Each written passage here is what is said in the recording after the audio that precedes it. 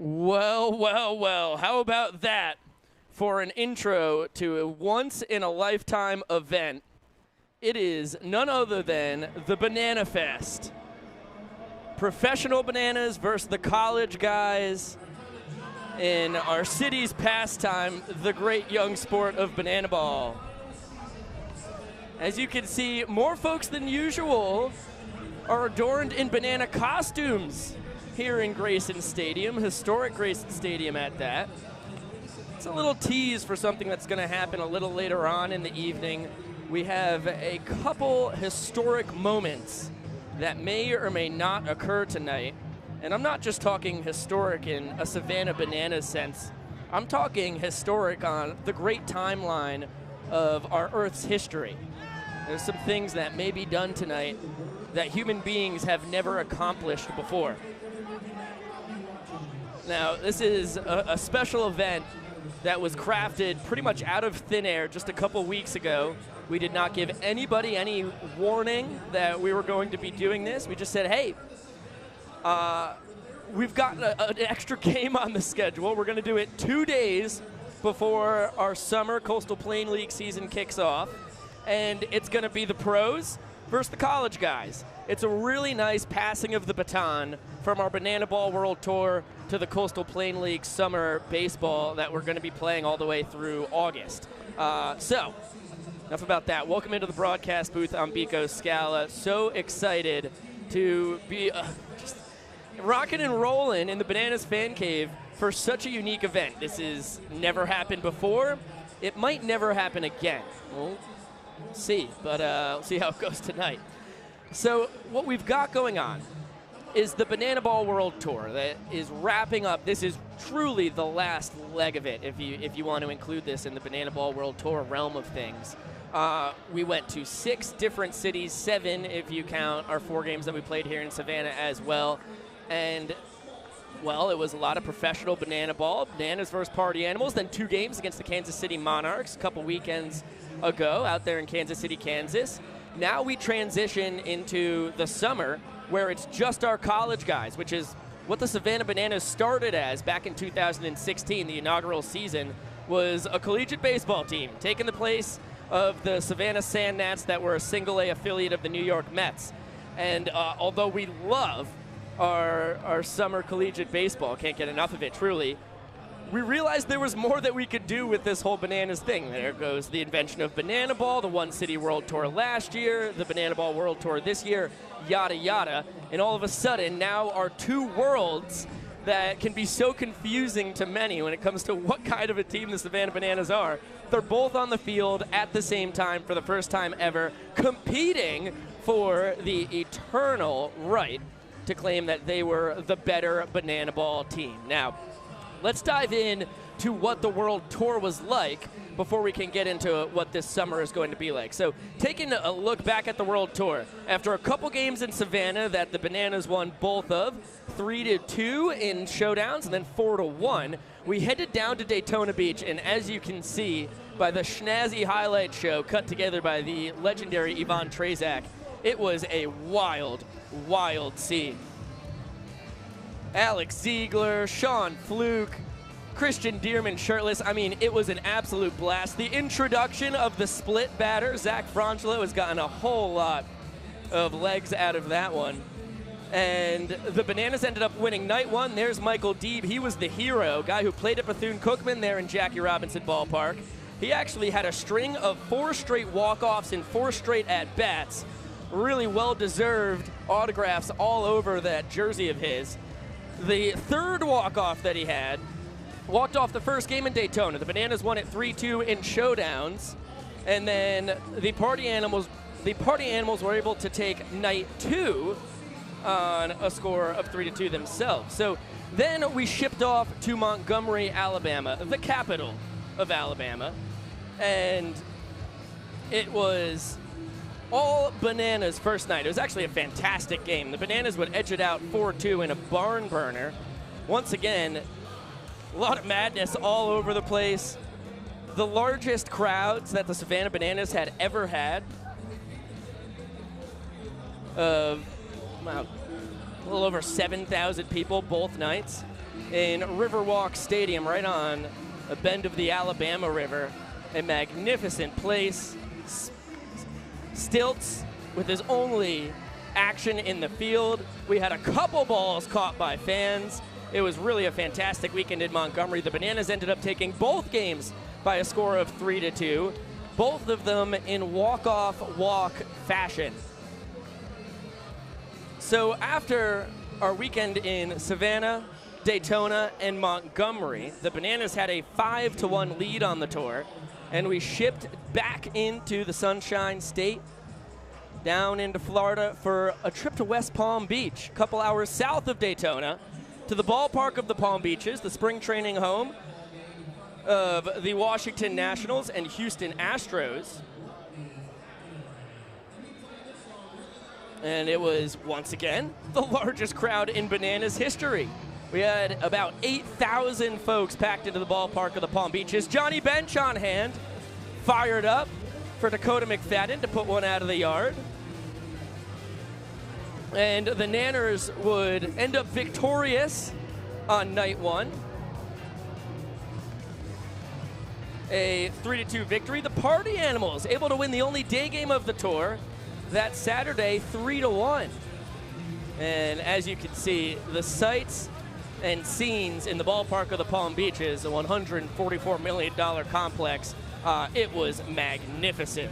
So after a magical trip back into Florida, well, we packed our bags and headed back to the Peach State.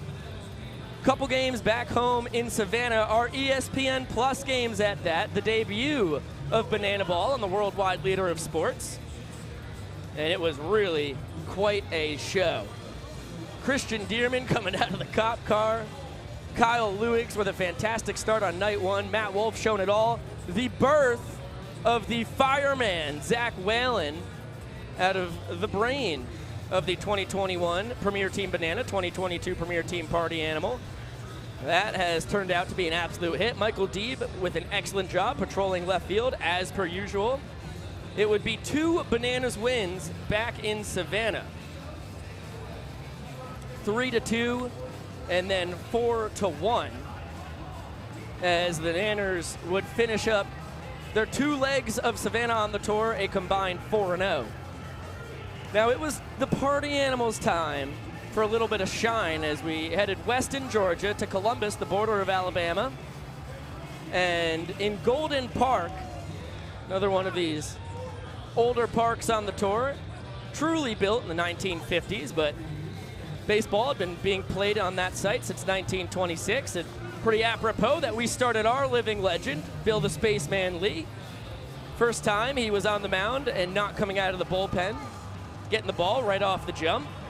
Stilts with a great pitching performance through a scoreless third of an inning. But as I mentioned, it would be the Party Animals who were partying in Columbus. They end up winning the ball game 3-2. It was a momentous night, though. Megan Wolf pitching to Matt Wolf, the first ever wife to husband battery. And Megan was able to get Zach Whalen looking after Breland Almodovar had bounced a little base hit to the right side. So a momentous evening in Columbus, and then we went to really just about as cool of a place as far as baseball goes that our country has. Rickwood Field, the oldest running stadium, still in operation today. 1910, the gates of Rickwood Field were opened. They housed the Birmingham Black Barons in the Negro Leagues for a couple decades. Packed the place constantly, and I sound like a broken record at this point, but as the Bananas continue to get in bigger stadiums, they continue to break their attendance records. 10,000 raving Bananas fans packed into Rickwood Field. You saw Jake Peavy there with his gold glove getting some action. Eric Burns with a pinch hit at bat. John Gall, 3 major leaguers. Check that, Bill Lee also in there. 4 major leaguers for the price of 1. And, well, once again, like in Columbus, it was the Party Animals partying. They ended up winning the ball game 3-2, and that wrapped up the Party Animals versus Bananas leg of the World Tour. 12 games, the Bananas ended up winning. 8 of them, the Party Animals 4. So then we packed our things, hopped on a plane for the first time in this team's young history. That's, of course, everybody except myself and the great Kurt Kessler. Czar of group tickets is the two of us. Packed our bags and chugged along in the Penske across the country. Had a delightful time there and back again. A bananas journey. And Johnny Gomes, the star of the show in Kansas City, of course, a World Series champ there in 2015. Had won the whole thing just 2 years earlier with the Red Sox. Burnsy got another at-bat redemption. Sean Fluke had struck him out to win the game for the Party Animals back in Birmingham. Burnsy with a line drive RBI single in Kansas City. Bill Leroy with his second home run of the tour. He had 2 home runs in 14 professional games this spring. He had 1 home run in 4 collegiate summers as a catcher for the Bananas. You just can't make that kind of stuff up. And that is the tour. The Bananas ended up dropping the first game in Kansas City 3-2 to the Monarchs. They won the second game in Kansas City 3-2. And it was really an amazing experience. I can't thank the Kansas City Monarchs enough for opening their arms to us, letting us be the home team in their stadium. Legends Field is a tremendous, tremendous venue. Back-to-back sellout crowds. The fans in Kansas City were just unreal. Blew the top off the place if there was one to blow off. Of course, open seating, open area, no roof in Kansas City.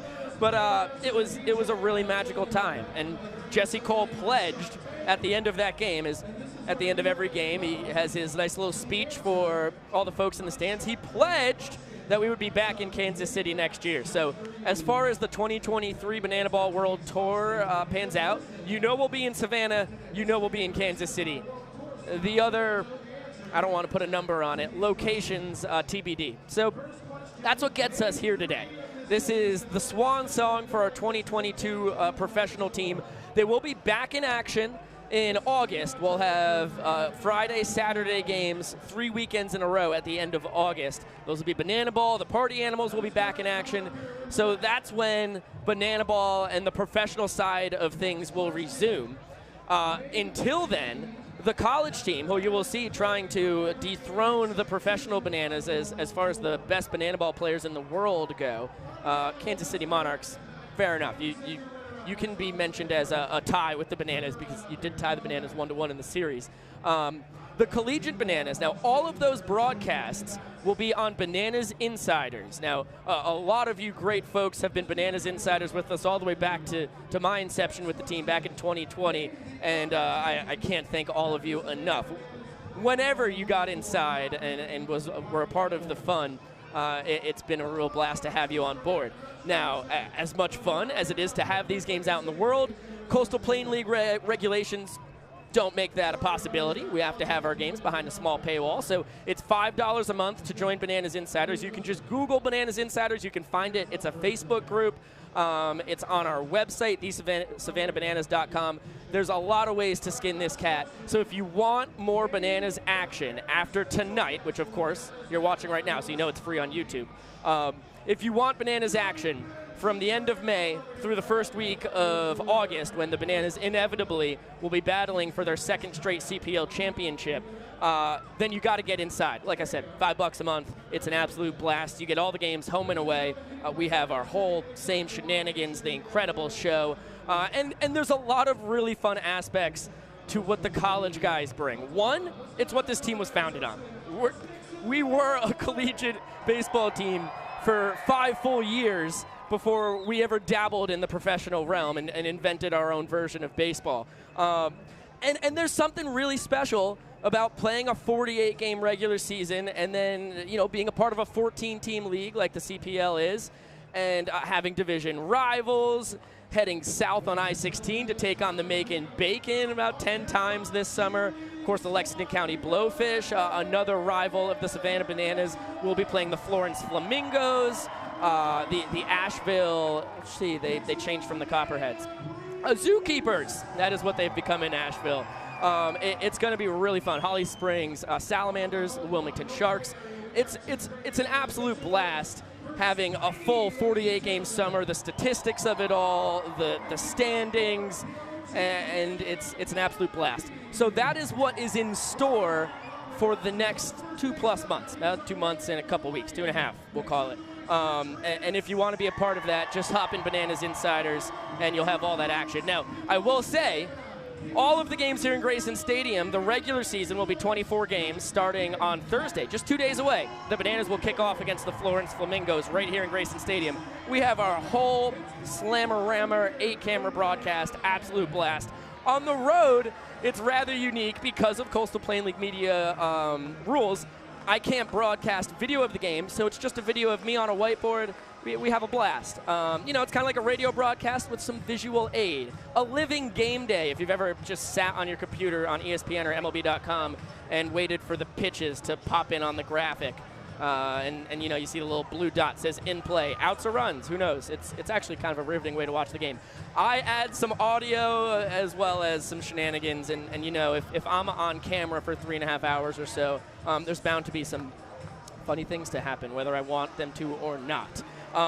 So as we get closer to our pregame festivities really kicking off here, I've got a couple questions from Bananas Insiders that were asked earlier today.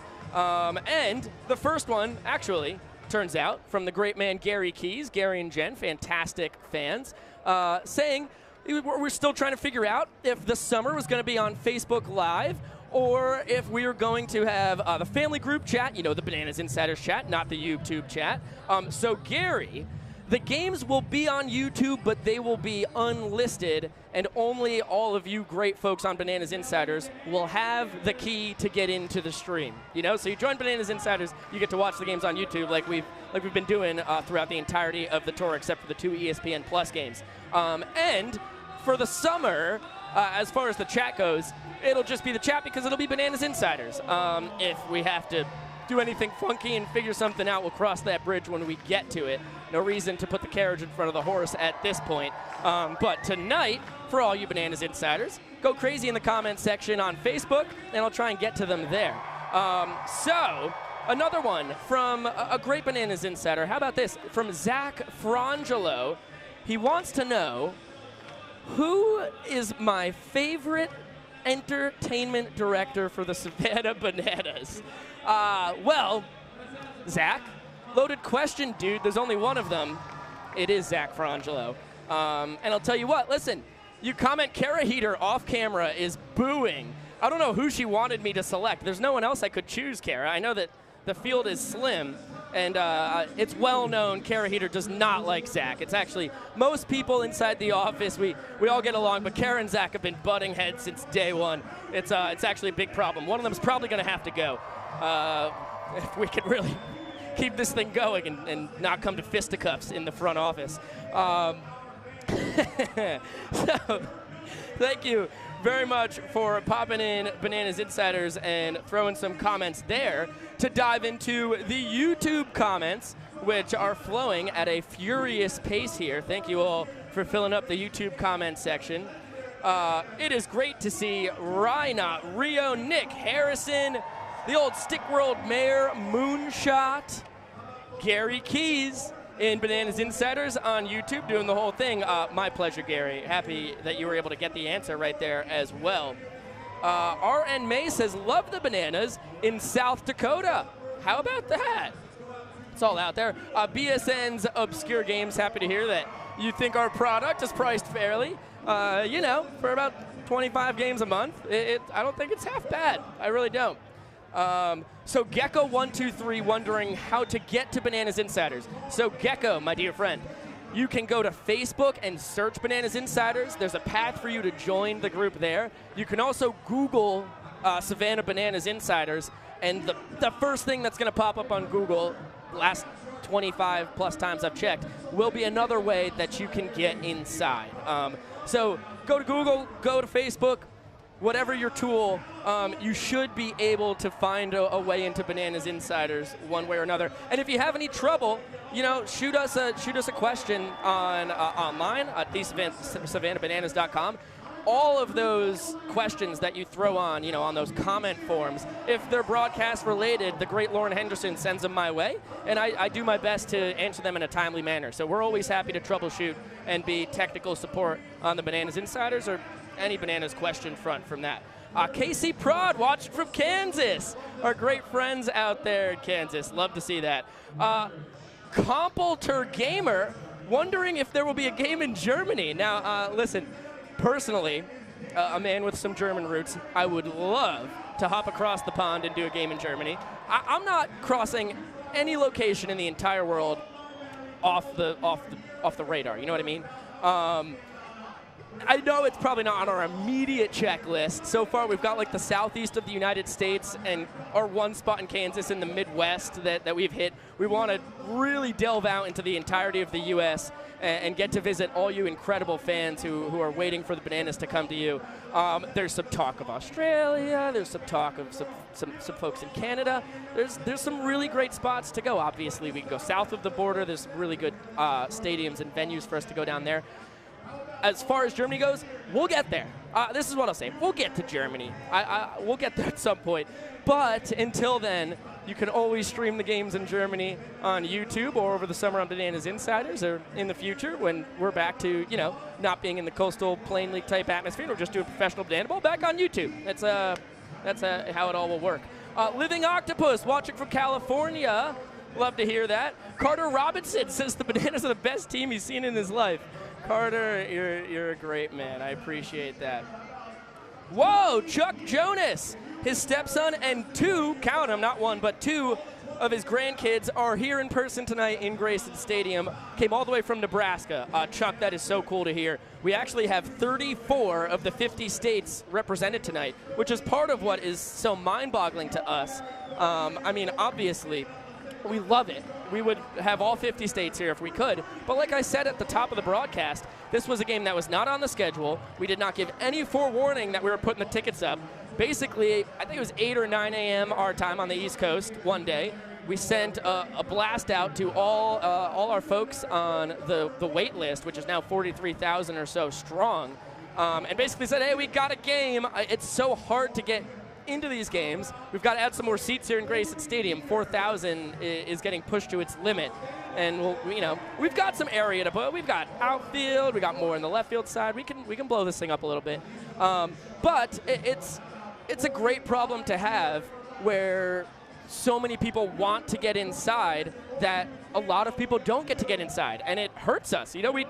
It's so much fun to put the tickets on sale and see, without any forewarning, a game completely sell out in just a few hours because folks are just dying to come in and see Banana Ball. But it's also sad that the majority of the people on our list don't get in just by chance. So, we are trying to figure out every creative solution in the book on how to get more people into Grayson and also how to branch out so we could come closer to you and make things easier on all you great fans.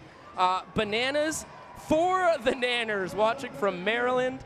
Love to hear that. I just drove through Maryland. But yesterday.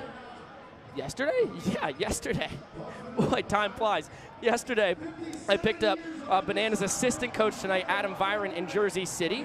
Quick trip through the Holland Tunnel. And then the two of us caravan down to Savannah. Nice 12-hour journey. It was an absolute blast. A lot of rain, but really can't complain. JW5252 tuning in from Ohio. I don't think we've had a game over the past 2, maybe 3 summers that folks haven't been here from Ohio. It's been a running joke, and we love you great folks in Ohio. But it's been a running joke every staff chat we have before game day. Say, 26 states here, 28, 34, whatever it is. And sometimes our master of tickets, Carson Bowen, will run through the states, and every time, bar none, Ohio is represented. So thank you. I don't know why we have such a fierce pocket of fans in Ohio, but we love it. Ezekiel Zavada tuning in from San Antonio. Terrific. I think Texas, as Donald Wiley says, I think Texas will certainly be a location that the Bananas visit next year. I hope so. Casey Prod, really happy to hear that you have enjoyed everything the Bananas have done. Sims Down South. First time chatting on YouTube. Oh, my goodness. Also in Ohio. This is what... Guys, it's a hot one at Grayson Stadium. You see me, I'm just continually wiping sweat away from my eyes. It's incredible. Carter Robinson tuning in from Alabama. Played 4 games. Now, math's off there, Biko. We played 3 games in Alabama just this past spring. 2 in Montgomery, 1 in Birmingham. Absolute blast. Dylan Hansen coming in from Arizona. It's a spot we're going to have to visit. Now, as you can see on your screen, Dalton Malden coming out. How about a little pregame concert from the Bananas second baseman? How lucky we are. The soundbird of our generation, Dalton Malden, ladies and gentlemen.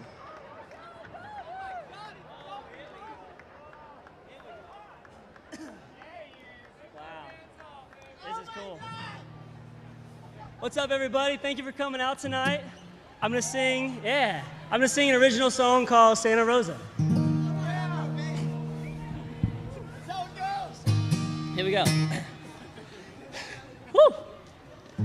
Baby, it was 2016. A time it doesn't mean a thing. Somewhere from now and then we lost it. Home with you for the summer. Felt like we known each other. A lifetime, swear I saw it. Saying I don't miss you's a lie.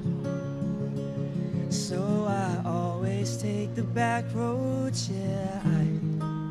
I hate Santa Rosa. I never wanna go back. How am I supposed to forget you when I see that sunset on the beach, salty air, you and me, yeah, that was where I used to hold you. Now I don't even know you. I hate Santa Rosa. I hate Santa Rosa.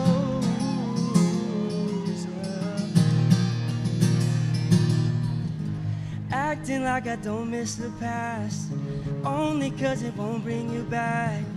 Having you on my mind's exhausting, darling. Saying I don't miss you's a lie. So I always take the back road, yeah. I hate Santa Rosa. I never wanna go back. How am I supposed to forget you when I see that sunset on the beach, salty air, you and me, yeah, that was where I used to hold you. Now I don't even know you. I hate Santa Rosa. Oh, I hate it. I hate Santa Rosa. I hate Santa Rosa. Ladies and gentlemen, Dalton Malden, who once again you can find on Spotify and iTunes and anywhere you buy your music. Oh, Dalton Malden. Wish he would sing me to sleep every night. What an amazing man with the voice of an angel. And as I could see in the comment section, the face of an angel, too. Happy to see there's a lot of Dalton Malden fans in the comment section this evening. I mean, it's true. He is such a great talent, and it's so cool. I literally have chills looking at the YouTube comment section and seeing everybody really enjoying that. I also enjoyed Caps Man's comment. Did not see Santa Rosa just get absolutely torpedoed on the pregame show. The Bananas bingo card, as far as what's going to happen pregame, during game, it's pretty erratic. But, oh, man. Dalton he's as good as it gets, and what makes it so much better is you won't find a nicer person in the entire universe. You really won't. You really won't. So he's got the whole package. Brian Phelps, great to see you in the comments section, man. I am doing fantastic. So excited to deliver this once-in-a-lifetime event. The professional Bananas taking on the collegiate Bananas. Two worlds colliding. The crossover event that the world didn't know that they needed. And really cool. Now it's time to throw it down to the field because a little ring presentation for the CPL champions from last summer. Here's the Bananas owner. In his fifth season at the helm from South Mountain Community College, head coach Tyler Gillum.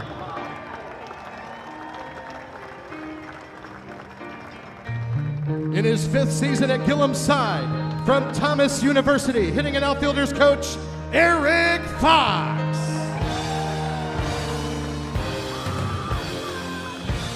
Also in his 5th season in Savannah from Tallahassee Community College, pitching coach Corey Pye. The 2021 Party Animals head coach, as well as Party Animals assistant coach for the 2022 Banana Ball World Tour from the San Diego Padres, Adam Moreau. And last but certainly not least, he is the heartbeat of the coaching staff and of the Bananas. Please welcome to the field, Reginald Horton.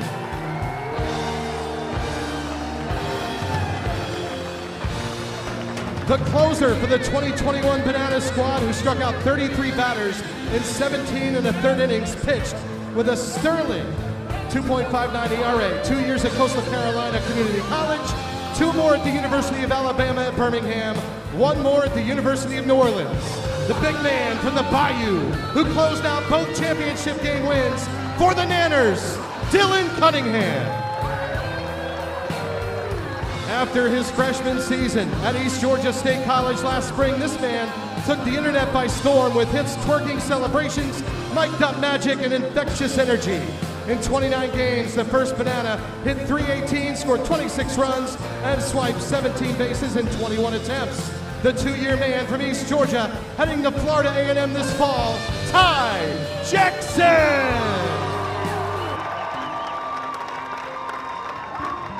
A man who joined the Bananas just before the playoff push last summer, shutting down the Blowfish for 5 innings in the final game of the season, then coming up clutch when the guys needed him most with 2.2 hitless innings of relief in the decisive Game 3 of the CPL Championship.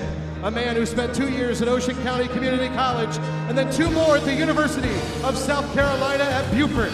A Breakfast Bowl champion, unofficial Banana Ball World Tour splitter specialist, Matt Malatesta.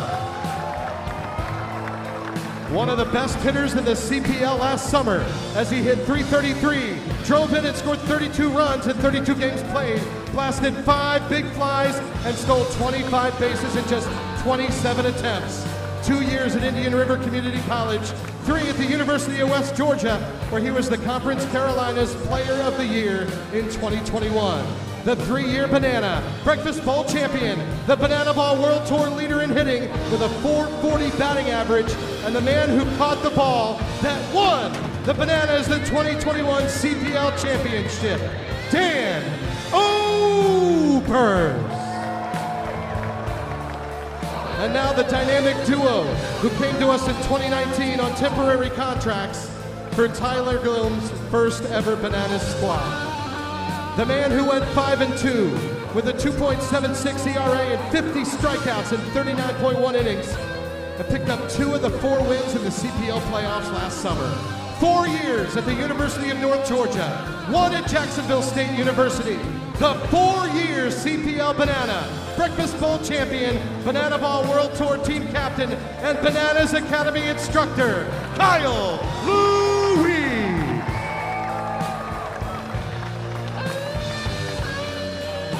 The Bananas backstop, who posted a .404 on-base percentage, 19 RBIs and 21 runs scored while leading the greatest pitching staff in CPL history. The 5-year man from the University of North Georgia, 4-year CPL Banana, Breakfast Bowl champion, Banana Ball World Tour captain, and Bananas Academy instructor, Bill Leroy.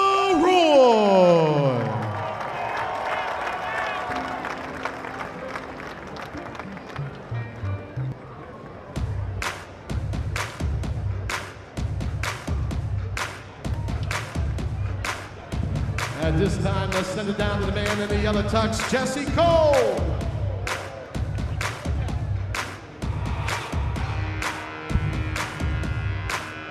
All right, fans, it is showtime now. Let's get our Bananas on the field here.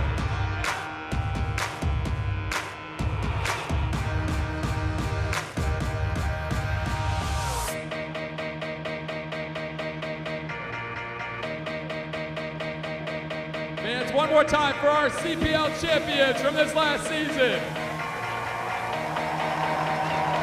All right, now it is showtime. We need to find some cast members here. So we have our Bananas here, our Dad Bod cheerleading squad. And we need to find a new Bananas up to you fans who will be joining us. So we're going to see who can bust a move, who can really represent the Bananas. Representing Tris, who we have here? Jess? I like it. Here we go. Let's get some music, Shark. Okay, here we go. Ooh, I like this, Jess. Very weird, very good. All right, pretty good right there. That's good right there. All right, representing Banana Bruce, who do we have here? Troy, let's see what you got, my man. Come on, Troy, represent. All right, those are some definite dad bod moves. Oh, yes, easy with the banana. Easy with the banana. All right, here we go. Representing Banana Marty, we have Travis. Let's get out there and see what you got. You are full banana. Oh, all right. This looks very dad bod-ish. And what is that move? Legs are not supposed to go like that, but I like it. All right. All right, that's pretty good right there. And representing Spidey, who we have here? Chris? All right, let's go. See if you can bring it home. Who's going to be a man tonight? All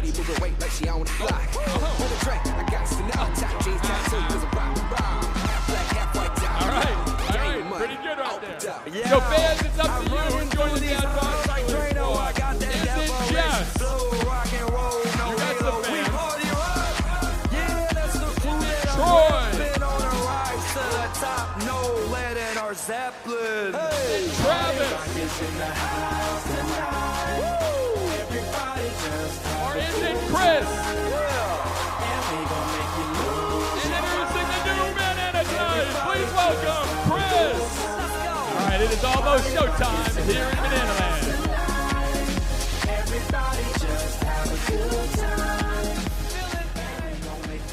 Well, a phenomenal performance there from Chris. The perfect outfit.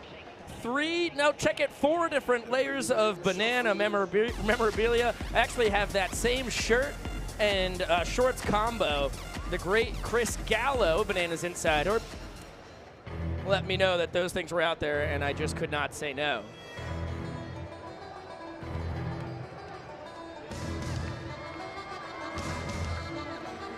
Really quick as... Ladies and gentlemen, your Savannah Banana!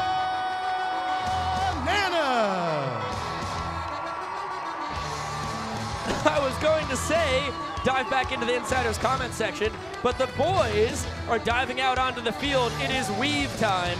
The professional Bananas doing their thing, the most exciting warm-up in sports. As they dance around the infield, Maceo flipping in his patented dance studio of the first base coach's box. I've said it a few times, but for the folks who may be watching their first Bananas game ever tonight, this weave created from the mind of Zach Frangelo, as I said earlier in the pregame, the best director of entertainment that the Bananas have, and the only one. Kara, still not a fan. Zach took some inspiration from basketball layup lines, from shoot-arounds in hockey, came from the Vegas Golden Knights. And, you know, you just add some flair, you add some fun, and it can be a really fun thing in baseball. So 4 balls flying at a time, much more exciting than that. Now, quickly, getting back into the Bananas Insiders comment section, Paula Berman asks, are these banana suits waterproof in case it rains? We don't worry about those things in Savannah. We don't like to talk about the thing that comes from the sky.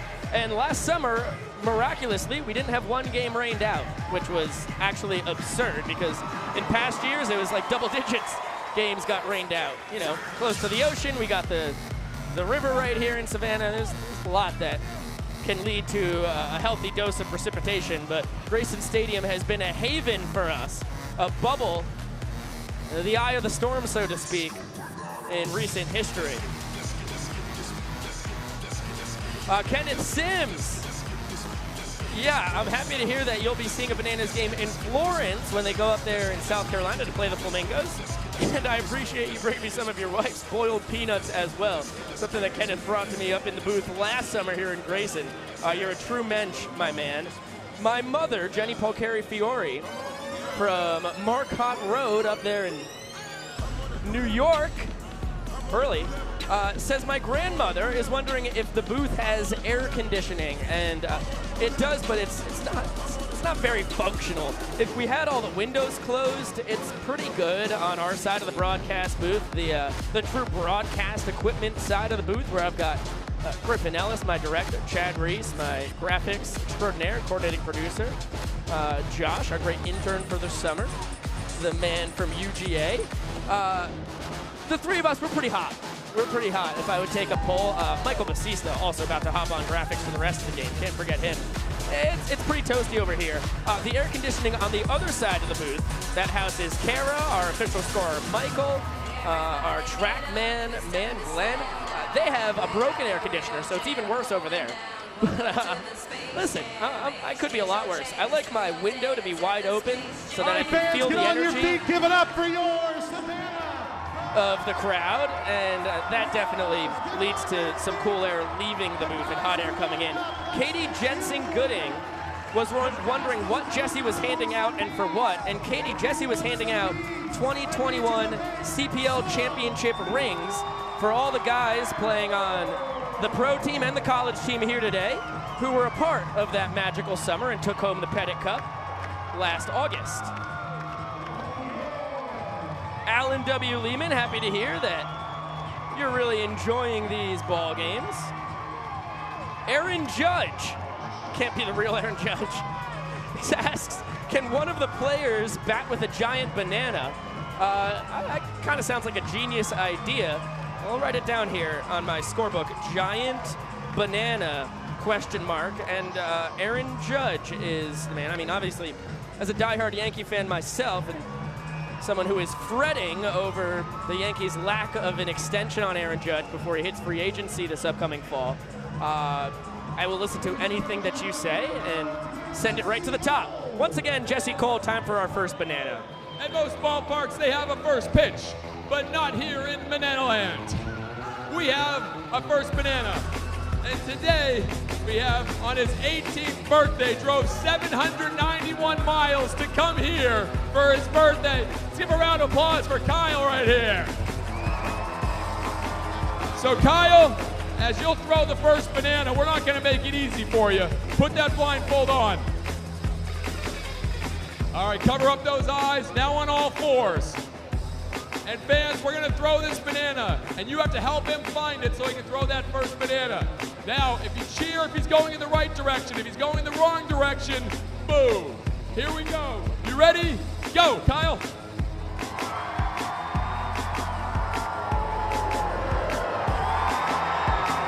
They're cheering for you. Oh, they're booing you, Kyle. Come on, buddy.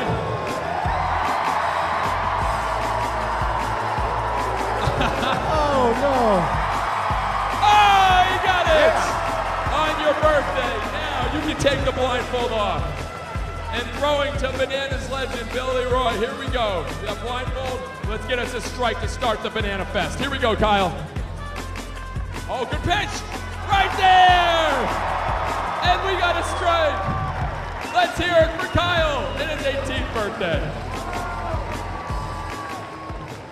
Kyle, that was as good a pitch as I have ever seen when it comes to throwing a banana. And funny enough, I saw in the comment section Yankee Prod saying they should throw a banana out for a first pitch. We're way ahead of you, my dear friend. A lot of really good comments in the comment section. I must apologize if I don't get to all of them because they're just flowing in there. I would love to get to them all, but right now I'm being interrupted. Here's Jesse Cole for the banana, baby. Oh, you look good, Banana Land. Keep them going. Even there, keep your hands going down the third base side.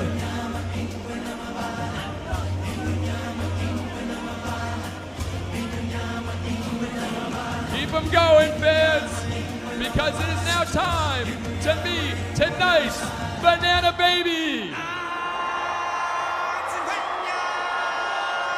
Please welcome Annalie, 7 months old. She doesn't look confused at all. She looks perfectly happy with 4,000 fans saluting her. 7 months old. Fans, let's hear it for tonight's Banana Baby, Annalie!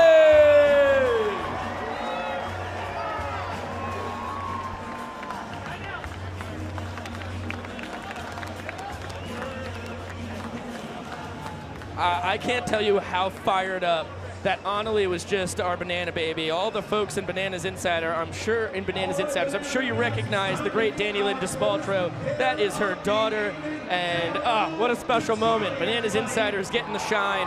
That fires me up. Okay, down to the young professor. Here is our home run hitter. He's gonna give it his best. Let's see what you got, man.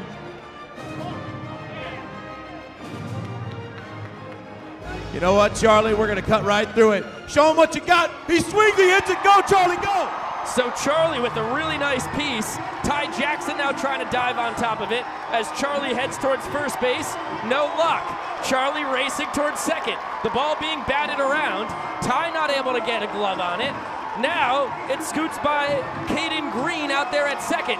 Charlie's racing towards third. His eye on the ball. He's catching up to it. Oh, he's able to evade a possible tag. He rounds third and heads to home. An attempt behind the back throw. Oh, Ty can't grab it. Bills with an interception. It's a home run. Charlie, a miraculous performance by the youngster. That's what dreams are made of, folks. Boy, if the unripe Bananas play defense like that tonight, I think they've got a harsh reality ahead of them when it comes to the pros. Once again, the young professor. And now, ladies and gentlemen, it is time to learn the rules of tonight's game. And once again, I am your banana announcer, the young professor. The following game of Banana Ball is scheduled for 9 innings with a 2-hour time limit. In Banana Ball, there is no bunting. There are no walks. Batters can't step outside of the batter's box, and there are absolutely no mound visits. If any of you fans catch a foul ball here tonight, that will count as an out. Batters can steal first base. Whichever team scores more runs inside of an inning scores 1 point for that inning, so every inning counts. The team that has the most points, or the first to 5, will be declared the winner of BananaFest here today. If we are tied at the end of our 2-hour time limit, it will force a showdown tiebreaker, pitting one hitter versus one pitcher and one fielder. With that, Banana Nation, it is time for the traditional Banana Ball weigh-in. Introducing first, making his way to the scale, representing the Premier League Bananas, number 6, Flying Ryan Cox.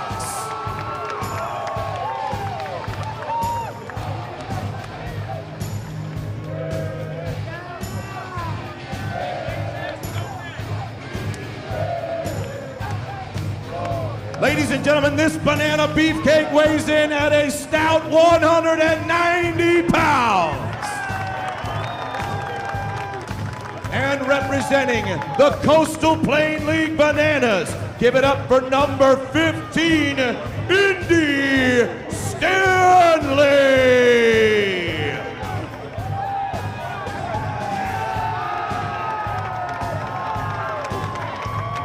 All right, Indy. Let's see what you got. See how you stack up against 190.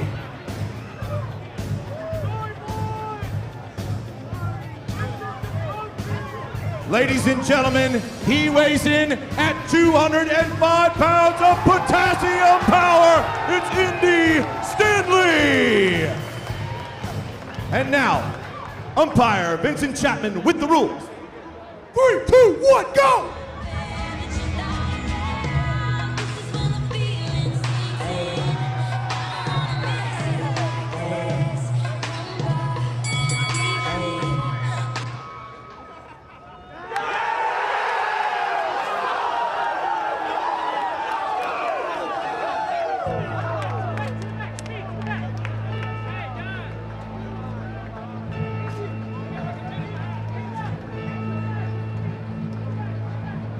Ladies, gentlemen, boys and girls, and potassium enthusiasts from around the world, this is the moment you have all been waiting for.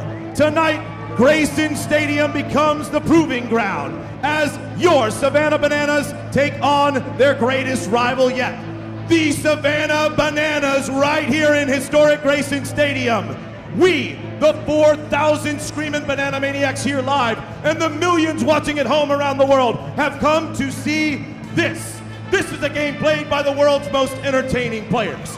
This is a non-stop thrill ride, the likes of which has never been seen. This is the showcase of the immortals, played by beings who are half man and half God. The lines are painted. The stage is set.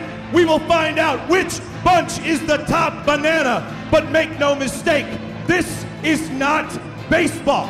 This is not your granddad's pastime. This is the time for all 4,000 people here tonight to get up on your feet and give me your voices. Because this is the greatest show in sports. This is Banana Ball!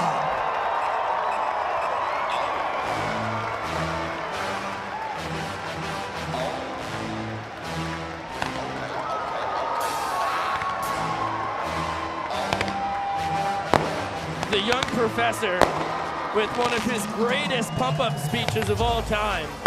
And here comes a parade of what I can only imagine is hundreds of young bananas coming in from center field. Quite a scene here in historic Grayson Stadium. I would wager... It is now time to meet your cast of your bananas. I will wager nothing. Here's Jesse Cole. Our 500 banana fans out here greeting them. And here comes right in front, leading the way, the king of potassium, Split. Now the best banana pet fan in the world, your banana fan.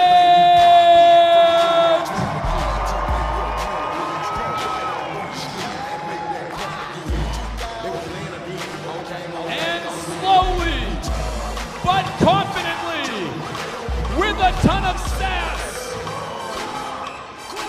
here they come. The greatest dance team in the land. Your favorite senior citizen dance team. Your Banana Bananas.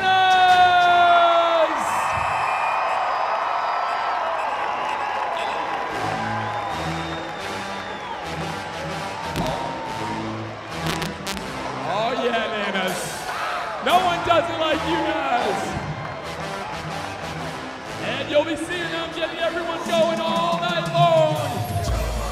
The best dad bod cheerleading squad. Your Bananas.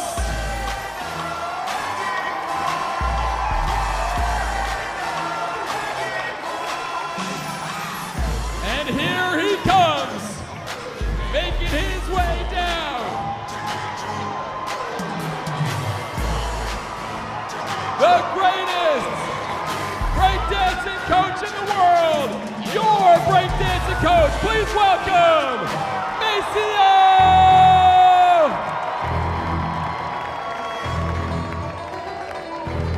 Ladies and gentlemen, your College Savannah Banana!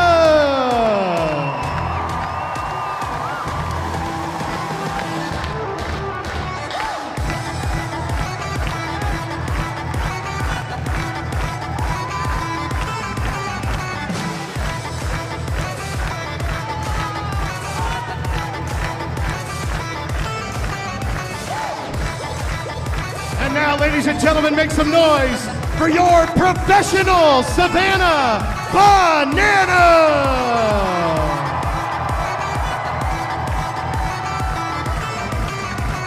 If you want a foam ball from the College Bananas, make some noise!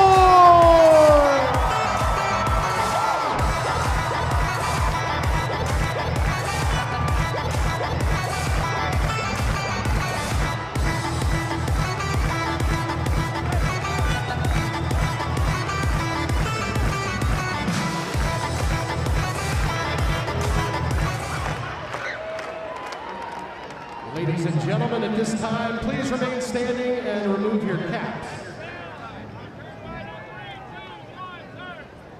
Here to honor America with the singing of tonight's national anthem, please welcome Gabby Fortson.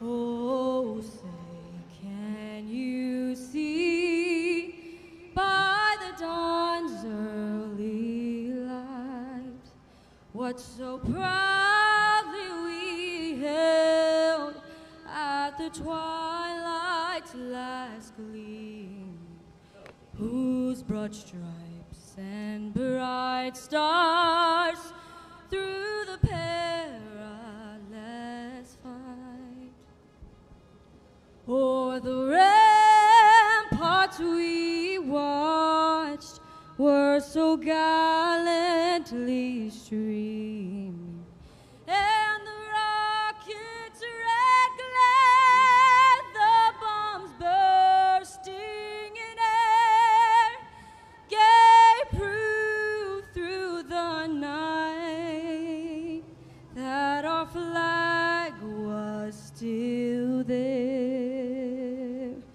Oh, say, does that star-spangled banner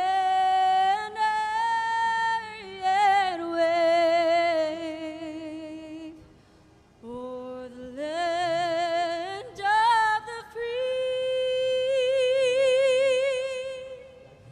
and the home of the brave? Ladies and gentlemen, Gabby Fortson.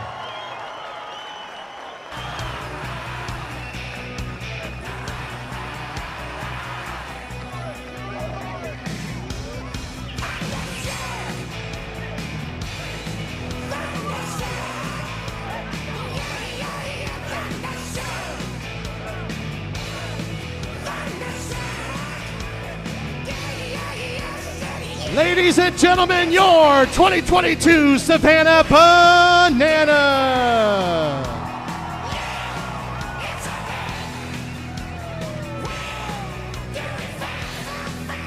Oh, man. Such a blast. Getting to see the young guns out there kick-gliding with the grizzled vets. Reginald Horton, the legend of Bananaland. The most legendary man in all the land. Not with the greatest kick line, but boy, was he kicking with a lot of heart. And he is the heartbeat of both of these teams. Always torn when the Bananas face off against the Bananas. Early on in the tour, he actually asked me before the first game if he should be supplying the party animals with water and Reginade as well. And I said, you know, I think we should give the party animals some things to drink too, Reg. He's like, okay, good idea, good idea.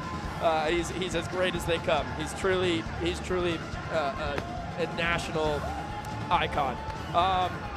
Archer, really good question in the chat. I saw it earlier. Thank you for bringing it back up.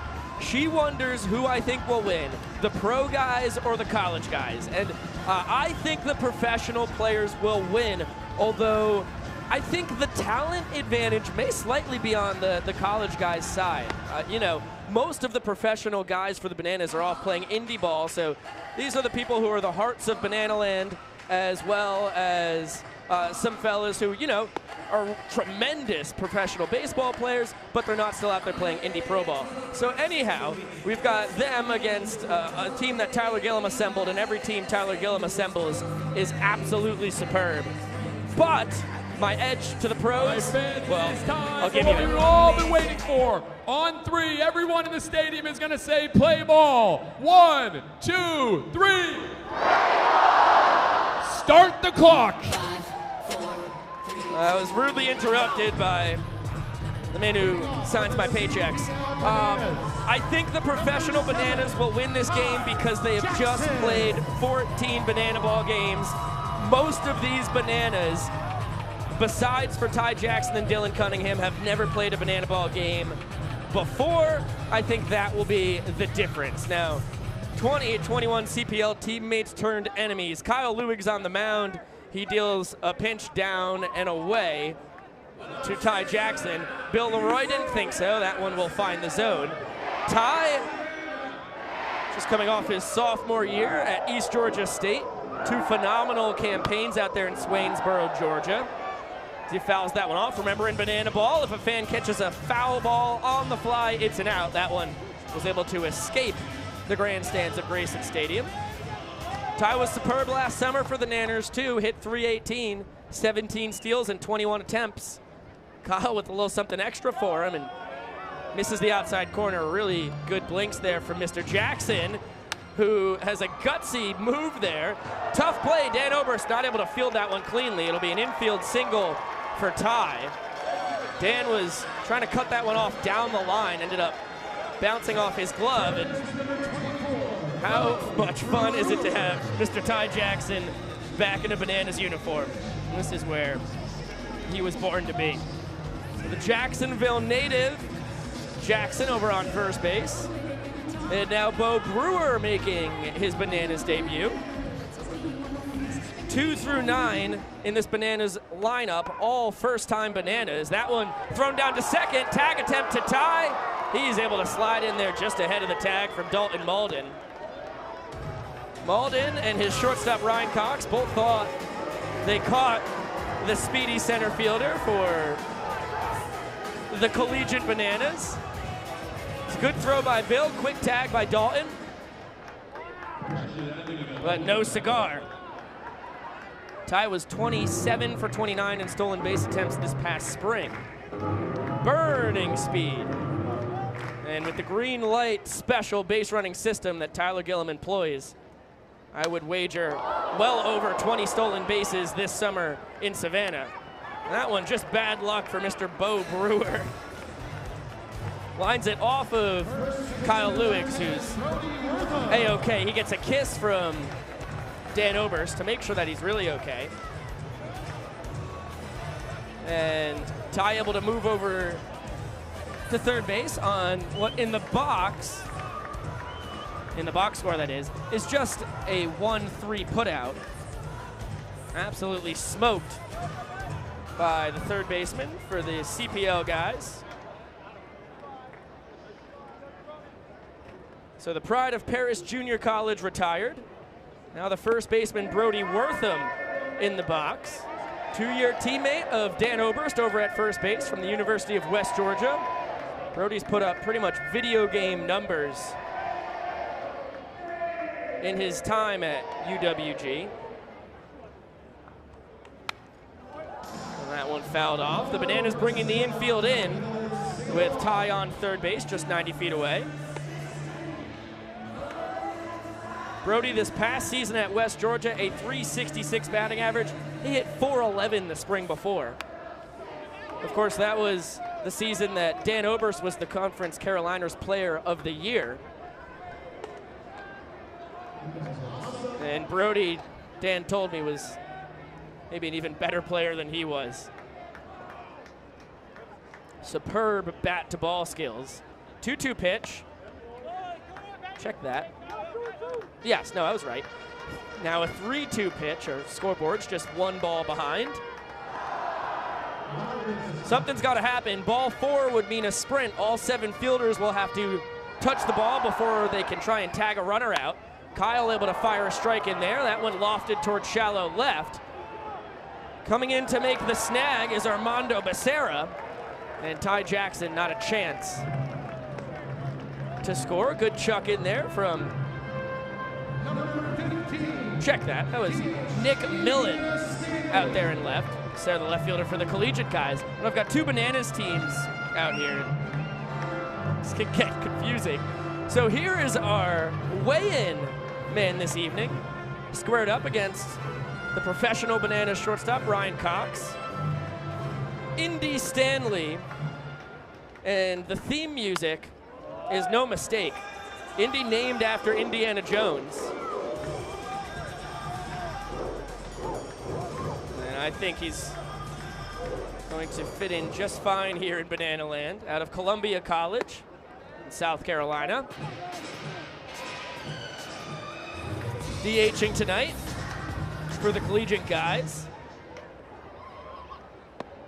And ahead in the count, 2-1. Ty Jackson leads off third base. Reached on an infield single, stole second. And was able to get over to third on the Bo Brewer line drive that ricocheted off the back of Kyle Lewigs. So they're getting out on the play. Now Kyle 1 strike away from escaping the first frame unharmed. 2-2. They'll do it again. And another reason why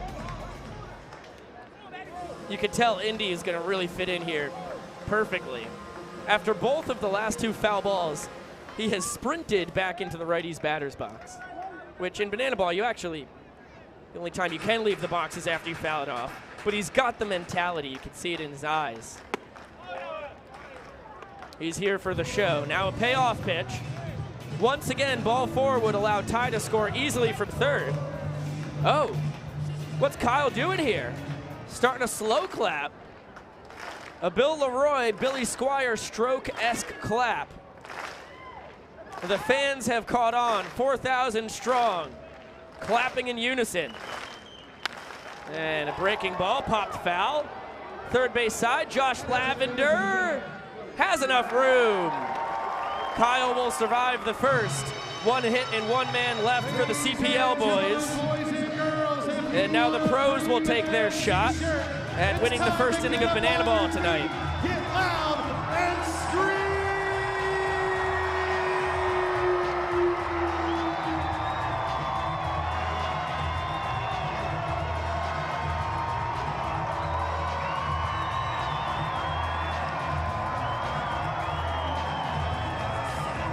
Ends up being a 19-pitch, 6-minute and 30-second top of the first inning for Kyle Lewigs.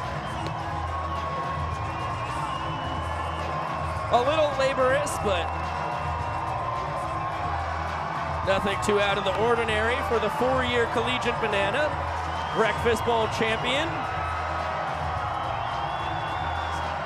Coastal Plain League champion,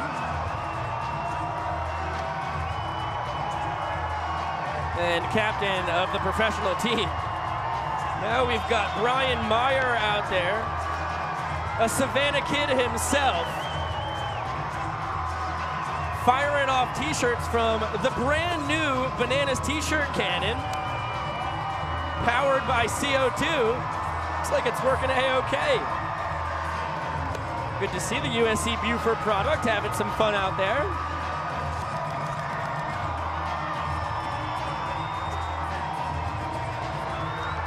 Fans waving expectantly, hoping that Brian will fire his new toy in their general direction. He's out of ammo, though. And we'll get ready for the bottom of the first inning. So a reminder to everybody here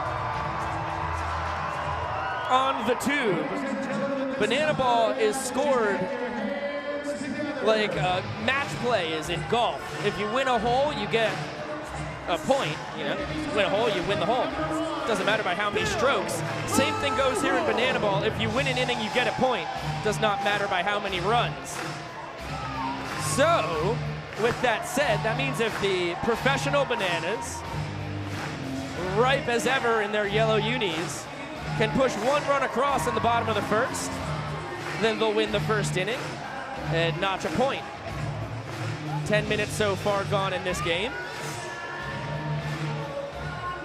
And Gage Voorhees on the bump for the CPL guys. Fires that first pitch a smidge outside to the Bananas backstop. Bill Leroy, 4-year collegiate banana himself. Breakfast bowl champion, captain of the professional team.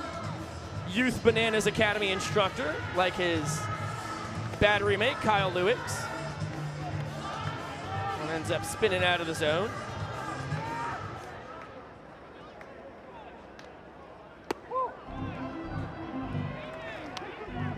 And Gage, the man out of Flagler College down in St. Augustine, Florida, will fire a 2-2. Bill able to spoil it.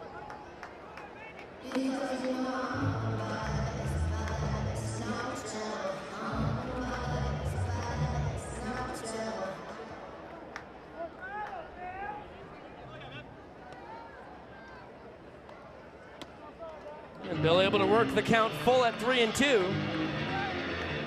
Bananas catcher had a superb World Tour.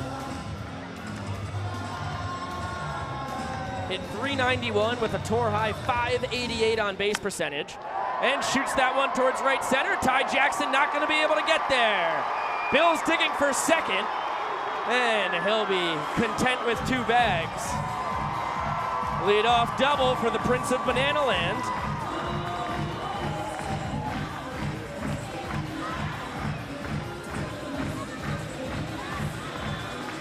Now the inning-winning run in scoring position for Bill's 3-year collegiate teammate, Dan Oberst. And out of the University of West Georgia. 3 years there, 2 years at Indian River before that. As I said in the top half of the inning, Conference Carolinas Player of the Year last spring. And he was one of the best hitters in the CPL in the summer after that. Danny hit .333 this past summer. 5 home runs, 32 RBIs, 32 runs scored, and 32 games played. As consistent as they come. And rarely failed to come up in the clutch. Big cut and a foul ball, count now 1-2. Probably the biggest swing of Dan's summer was in game 2 of the CPL playoffs. The Bananas faced an elimination game after losing the opener of the 3-game series to the High Point Thomasville High Toms. And he gave the Bananas their first run, their first lead of the entire playoffs with a ball that was shot out of a cannon over the left field fence for a solo home run. Nanners never looked back, won the game 7-2. Won the next one 10-0. Ended up winning the whole thing. That one tapped towards short. Bill staying put at second. Fired across the diamond, but a low throw from Caden Green. Wortham not able to make the scoop on the other end. And now the college guys are in a fit of trouble.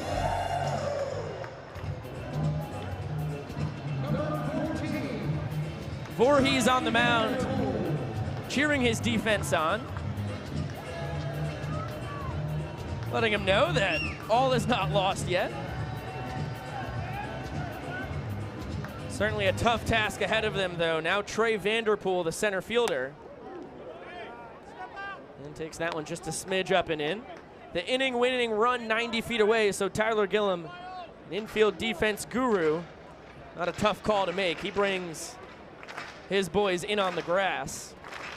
Bill not the fastest man this side of the Mississippi over at third base, but he's no slouch. That one pushed down the right field line. It's going to end up foul, and there was one fan down there. He shied away from it. Turns out it was Mr. Ed, the legendary, and I mean it, legendary field maintenance man here at Grayson Stadium. Just retired after last season.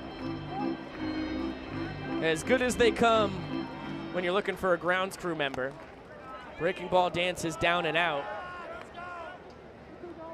And the count now 2-1.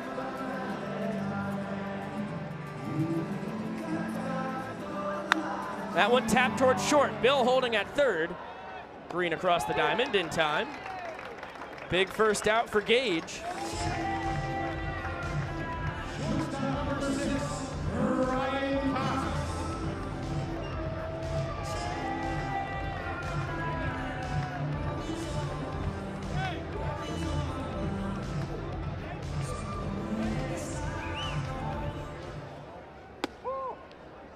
Fastball gets the top of the zone to Ryan Cox, the Bananas shortstop. Nanners shifting him to pull. Caden Green, the shortstop, playing pretty much straight up the middle. Quick 0-2 count on the Aliquippa, Pennsylvania native. That one out of the zone as our center field camera bites the dust.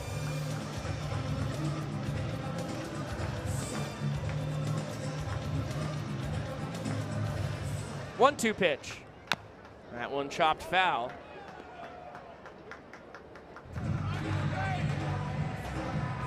Well, Ryan tries to walk off the bottom of the first inning. A big time happy birthday to his mom, Maureen Cox, watching up there in PA.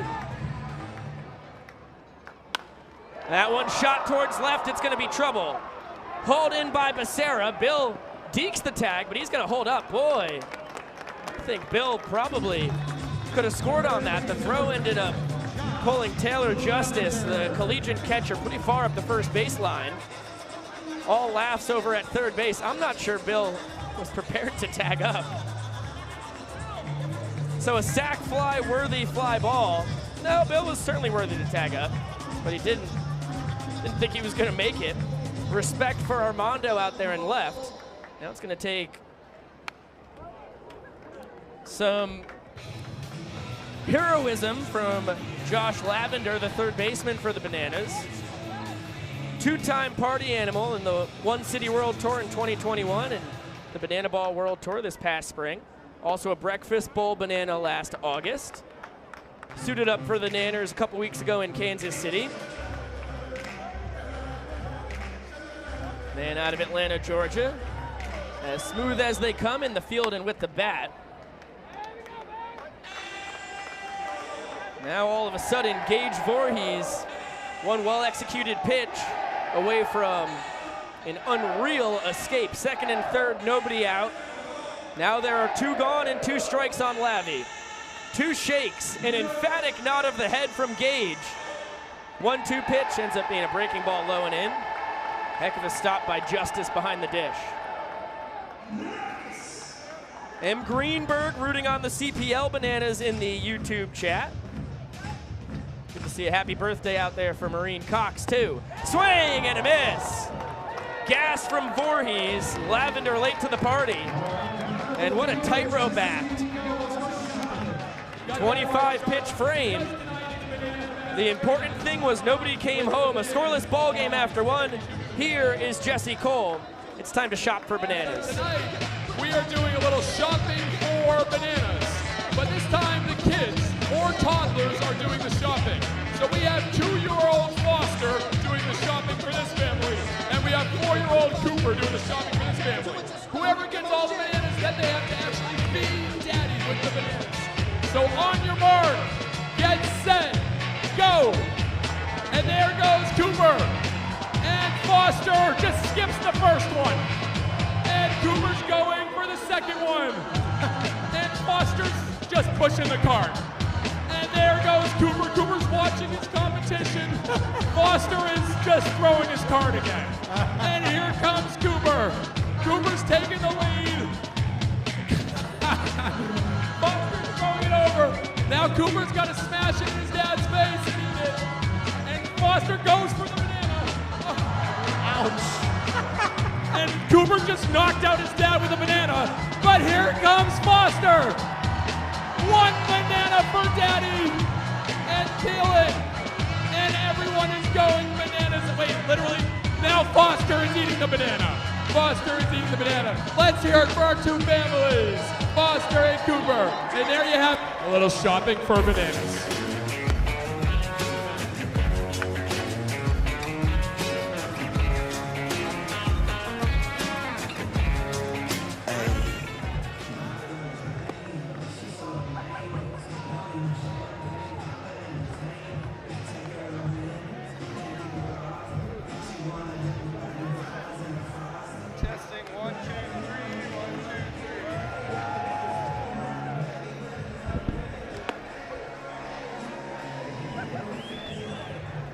We have successfully shopped for bananas, and now we turn our cameras on one of the princes of Bananaland, Kyle Lewigs himself. Thanks for hopping on the mic with us, buddy. Thanks for having me, and that's very sweet of you to say Prince. That's very nice. That's one of the better compliments I've gotten today. Well, it's not without truth behind it. I mean, you're one of the founding fathers of this club at this point. And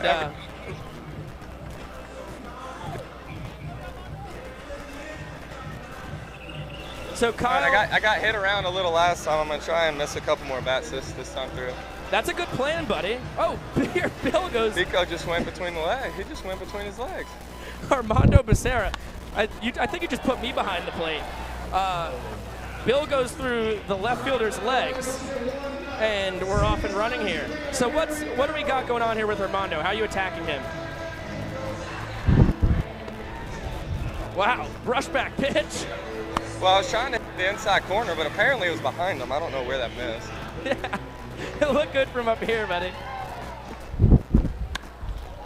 That one shot towards left, and coming in, now coming back.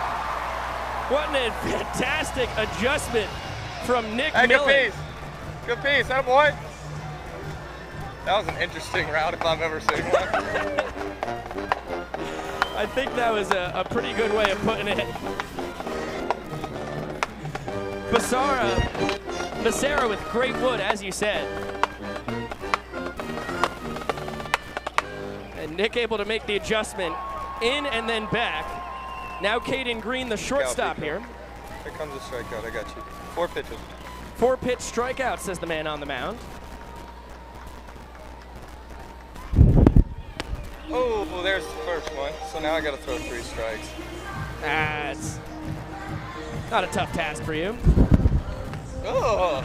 Okay, now it's looking tough. That was the worst slider I've ever thrown in my life.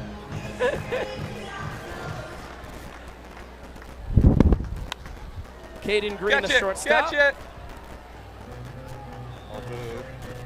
Not enough chutzpah on that to get it into the stands. So Okay, a 2-1 well, it's really count going to be now. hard to strike him out on this pitch, considering we got 1 strike. Well, what you can do is it has to be so nasty that he swings and misses and falls out of the box. Got it. That's got to be the plan.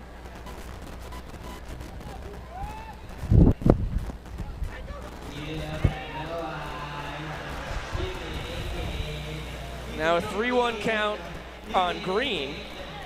That's so much torque, I lost my AirPod. Could tell it had a little something extra on it coming in. I think my ears are sweaty. I think that's the problem. Oh my gosh, nothing worse than trying to get a pod in some sweaty ears. I've been there and done that. Hey, way to go after him there, buddy. You know what happens 3-2, Pico, every single time. Getting the clap going? The slider. Should I get the clap going? Probably not. I think it's probably a 2-strike thing. I mean, it's a judgment call, though. Oh, I meant 2 outs. Yeah, send it. Get a clap going. Send it? Yeah. You want to do it? Yeah. Here we go. Let's see what we got. There it is. These people are awesome, man. How great does that feel? Even Caden Green in the box is clapping. It's one of the better feelings ever. Payoff pitch. Oh. Yeah. Green has turned out to be a lot tougher customer than you had bargained with. 4-pitch at bat has turned into now an 8-pitch at bat. Now you got to be in a pretty interesting situation because you're a mentor to these guys. You're going to help coach them this summer, but tonight they are your enemy. Yeah, I'm trying to strike them all out. Oh, Bill couldn't squeeze it.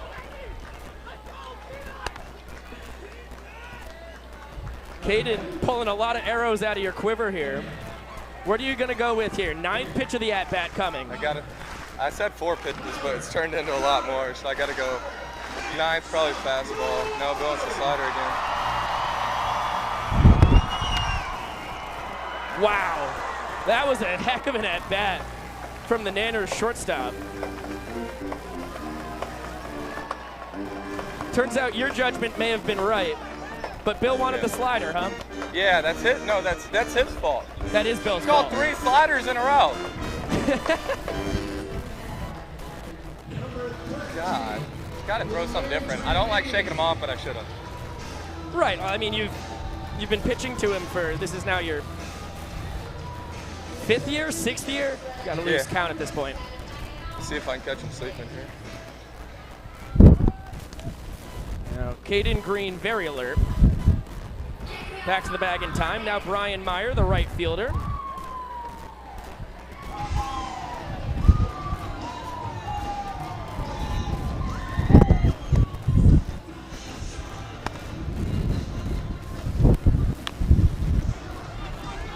Drop towards third. Lavender going to go to short way. Seth, come oh my on, gosh. man. He's off the bag. He's running off the bag, dude. Dude, that's terrible. I'm so happy you're mic'd up for this. Seth, why is he running off the bag if he was safe? Why'd he run off the bag if he was safe? Because he was out. He was out. Everybody knows he was safe. You know he was out. You can tell me. I'm mic'd up right now. You can tell me you messed up. Admit it. He wouldn't admit it. He couldn't get him. That is unreal. He said, I don't know why he thought he was out because he was safe. Seth, I hate to break it to you, man, but he's the one running, not you, man. Oh, that was a good one. That was a good one, man. That's good content. That's really good content. All right, now it's time to start Yeah. getting a little frustrated, and I don't do that very often. Right. And, well, you were very amicable about the whole thing. Spoke to him calmly. Oh, goodness.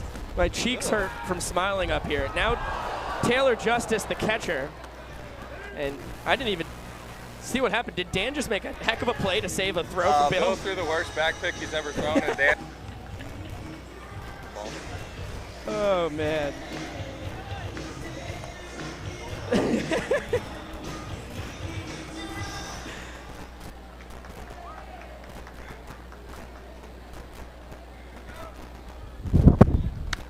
That one shot towards second. Double up. Dolan Malden, there's one, there's two. Triple play. There's three. That's a triple play. 4 outs. Give it to me. It's a 4-out inning. Kyle Lewigs. Hey, really? Step back. That's great. That's great stuff.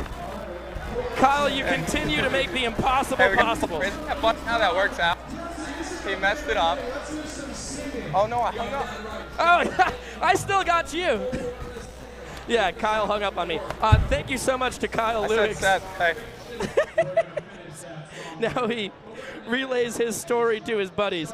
That was a blast. And you can't make that stuff up. Let's hop into the crowd real quick. Scoreless game, Kyle able to strand one. And now we'll turn it into the stands because it's time for a sing-off. The winning section. So Shark, let's get us some songs. First song. Here we go.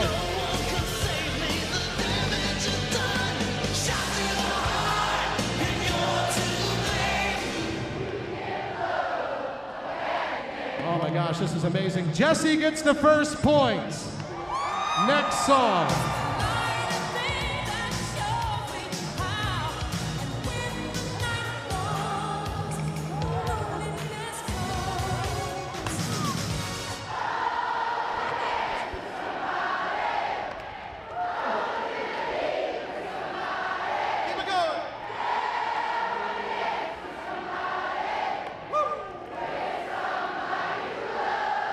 Young Professor, you tied it up, buddy. This is for all the marbles.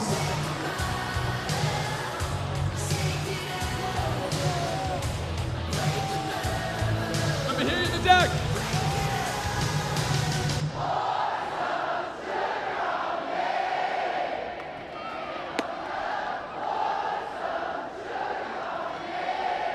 Wow, this is so Come hard. on, Shark. Jesse, you win. You guys are amazing over there. Hey.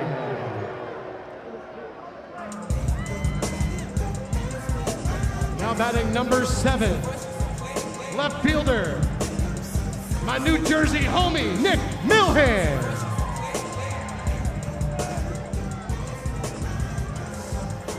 So the left fielder for the Nanners, Nick Milhan leading it off. No BGs needed. And a new man on the mound for the college fellas. It'll be Carson Dorsey, pride of Panama City Beach down in Florida. Everybody go bananas.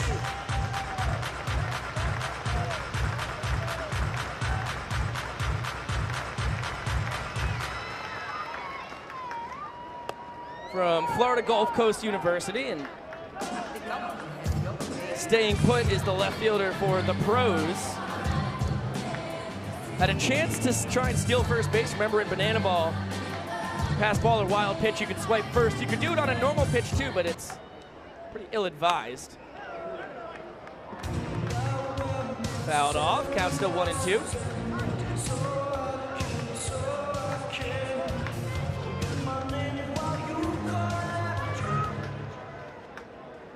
Millen out of USC Beaufort. Now with the count even at 2 balls and 2 strikes. Just this past spring, it's fantastic. With a 364 batting average, 430 on base percentage. But not able to get to the hot stuff there from Dorsey. Number 2, the right fielder, Jacob Teston. Good start to his summer. Now it'll be a storied Banana, 2-time Breakfast Bowl champion, 2-time party animal, when it's time to play professional Banana Ball in the spring. Was a Banana a couple weeks ago in Kansas City. And takes that fastball just a smidge out for ball 1.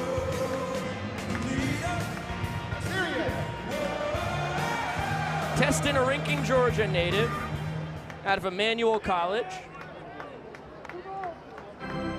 The amazing thing about Jacob, who is known affectionately around here as the Walking Barrel Party, Adam Morrow, I believe the man who first dubbed him that. That one stroked to right.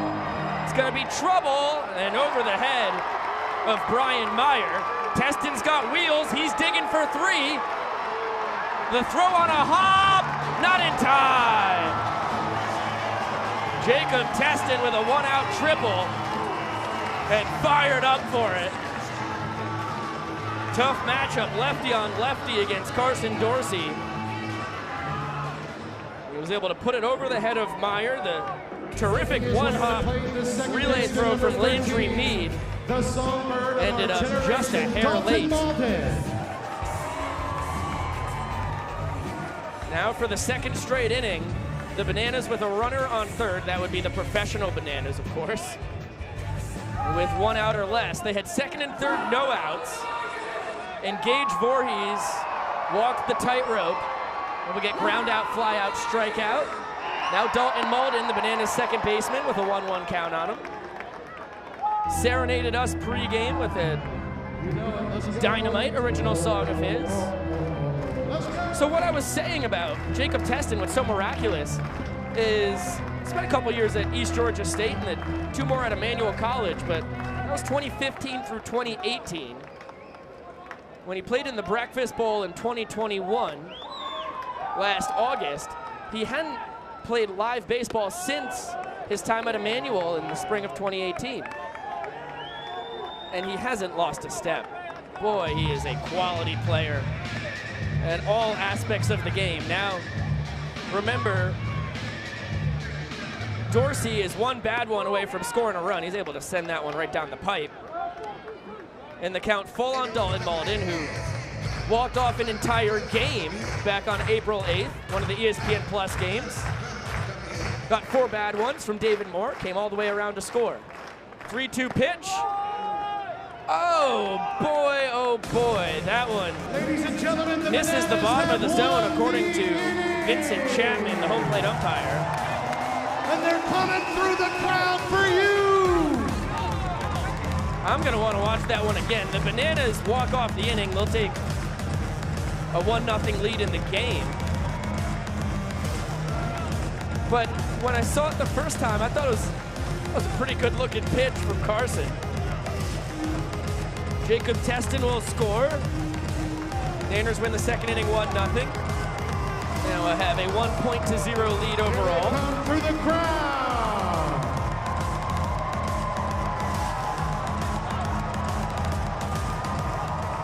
Ladies and gentlemen, coming out to the field, ladies and gentlemen, Matt Aceta, Dylan Cunningham, Jared Donaldson, and Matt Malatesta, your Bananas players.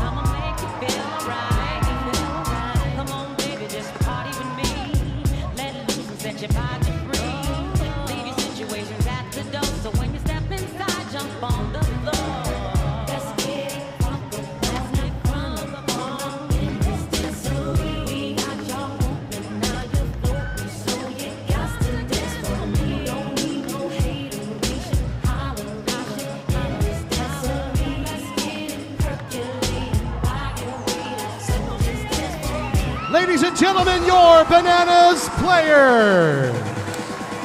All right, fans, it's now time to get the biggest banana wave in history right here. If you have your Bananas costumes, get them going, because we're going to get a wave all the way around the stadium to the Stadium Club and all the way back to the deck. Metal bleachers, it is time to get the wave going. On 3, 1, 2, 3, here we go. Get it going all the way through. So the man in the yellow tux, Jesse Cole, leading a wave through the stadium. And Captain Retro, I agree. I think, you know, I'm not here to tell the umpires that they're doing their jobs wrong, but I think that was a strike to Dalton Malden. There's a reason why I'm up here, and Vincent Chapman's calling balls and strikes, but, you know, I think technically if it's a major league strike zone, it was low, but boy, it looked like it maybe grazed the knees and was right around it either way. So anyway, doesn't matter what I think. Dalton Malden credited with the ribeye. Give him a 2-base sprint, which is basically just your typical if someone walks off on one. And Jacob Teston scores the second inning winning run. It's going to be 9-1-2 here for the college guys. Landry Mead, the second baseman. Had a fantastic relay throw to nearly nab Teston, digging for 3 last frame.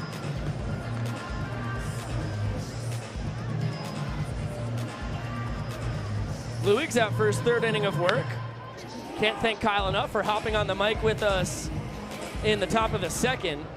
Captured one of the greatest mic'd up moments in Bananas history, as Kyle told Seth Strickland that even the base runner thought that he was out at second base. It's a really good point, and a tough one to argue, but Strick did his best to do so. That one chopped up the middle. Tough play for Cox. Throw to first just in time. Mead can run.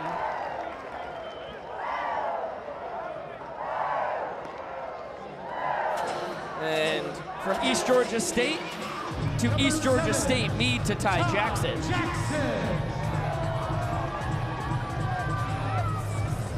Landry, a guy who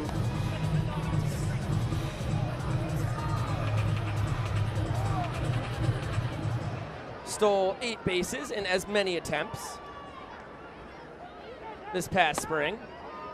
And now Ty, who led off the game with an infield single down the first base line, ended up stealing second and stranded right there. Oh, the boys with a little 3-2-2 dance going on. This is a Lizzo tune, delightful.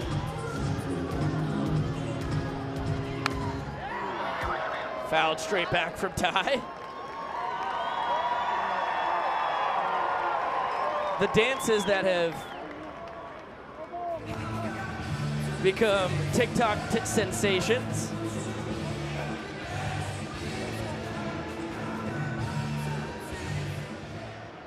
Always fun to see, and Ty Jackson, a TikTok sensation himself, both on the Bananas page and on his own personal Ty2Fly TikTok. He knows how to try and make a great highlight. He was ready to swing away while the boys were dancing. Fouls that one, first base side. It's going to be caught by Dan Oberst, and he falls into the netting. Blocked by the steel beam holding this broadcast booth up. Dan made a really nifty play. Was able to cushion his tumble with the net over in first base foul territory.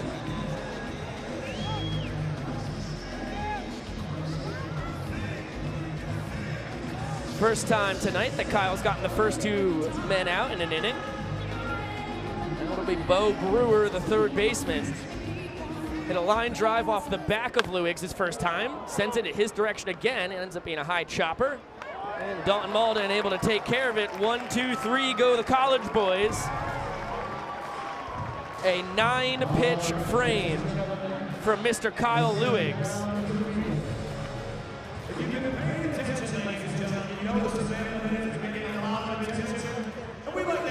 And here comes a possible world record. I'll turn it down to the young professor.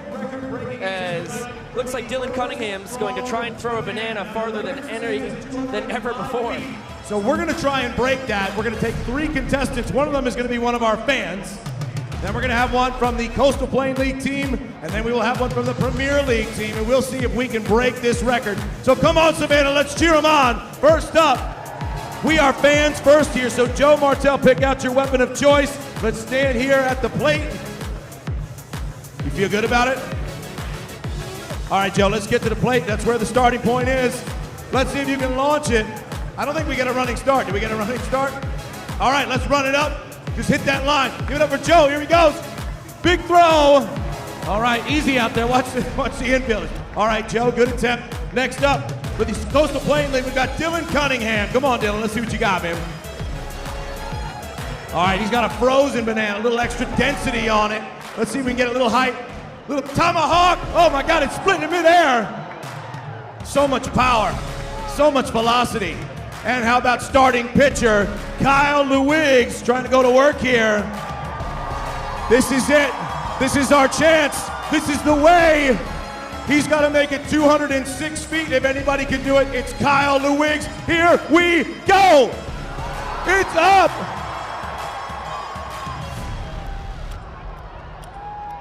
We're going to get a measurement. We're going to get a measurement. We got to pull the line back.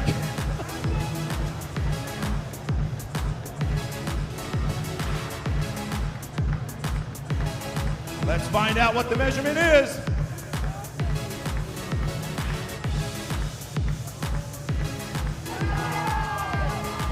Ladies and gentlemen, thumbs up means a new world record. Give it up for Kyle Lewiggs.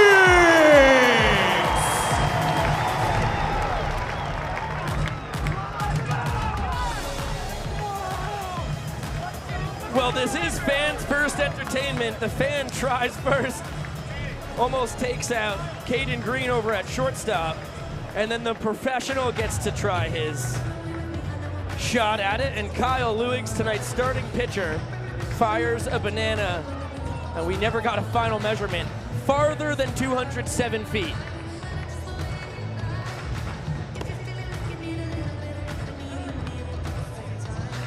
What a riot. His teammates and all the folks in the ballpark fired up about it. Third inning of play, bottom half here. Will be the third man on the mound for the college guys so far. Sean Munoz, man out of the University of South Georgia. A Brunswick, Georgia man.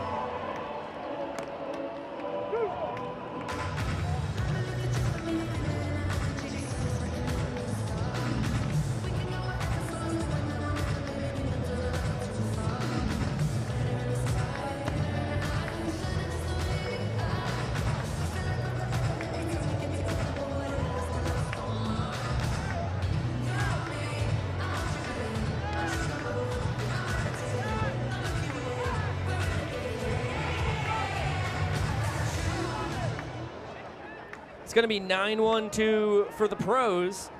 Brett Fick and then Bill Leroy and Dan Oberst at the top of the order.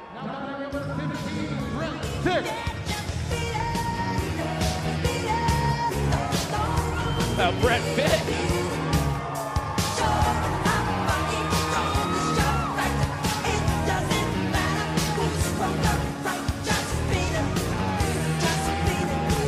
Okay.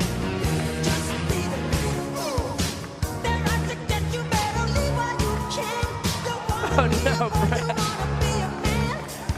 Trading the hat for a helmet. He's gonna leave the leather jacket on. The sparkle you can see from the space station. And we'll see what Munoz can do with the Bananas professional team DH.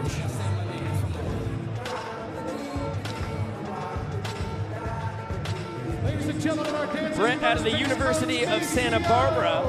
3 years there after starting his college career at Ventura Community College. Brett out of Newbury Park, California.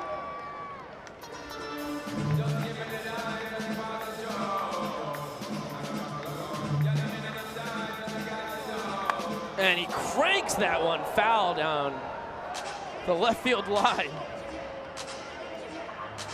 Barreled it up, nothing to show for it. Except for a 1-2 count.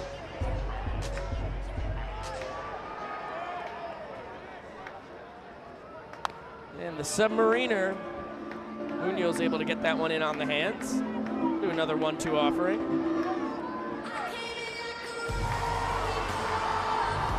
Munoz, as I mentioned, from South Georgia State. As Maceo gets sensual with the first base coach's box. No 2-2 offering coming here to Fick. Munoz, a sophomore.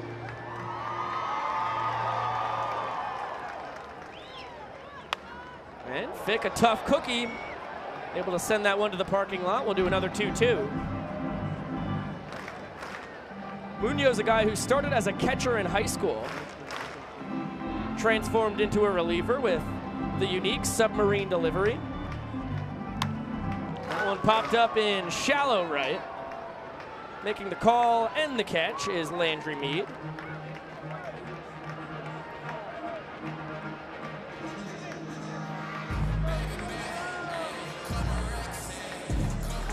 Number 12, straight out of Richmond Hill, Georgia, Kyle Louis. Now, how about this, folks? Kyle Lewis with a pinch hit opportunity here. I'm not sure if he's actually hitting for Bill. I don't think so. I think the pro team's just going to hit 10. It's news to me. That's how the whole Banana Ball World Tour was for both teams. 10-man lineups. And okay, now we got a little 3-2-2 from the college guys. A first ever for the collegiate Bananas. A really nice dance. And then Kyle almost dinged on the offering from Munoz.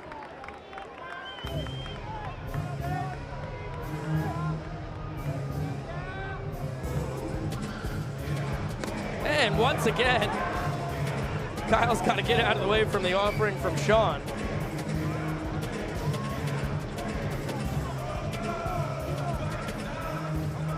.3-0 count, and Kyle was originally turned the wrong direction. Now he will face the man on the bump, and it's going to be what I thought was ball 4. We'll call it ball 3.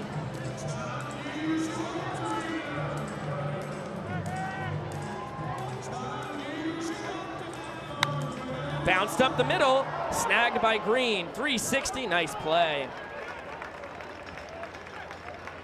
Shortstop for the college boys has been mighty impressive, both with the bat and the leather in hand.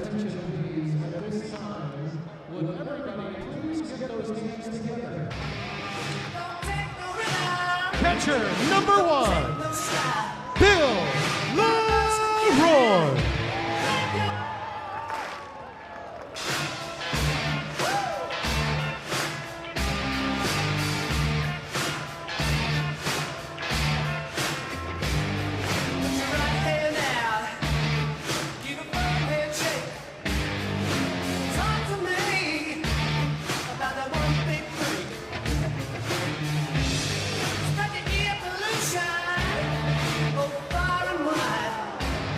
Bill with a very unique stance, and Sean Munoz able to bring the ball to his level. That was actually surprising pinpoint control after a rather erratic at-bat when Kyle was at the dish.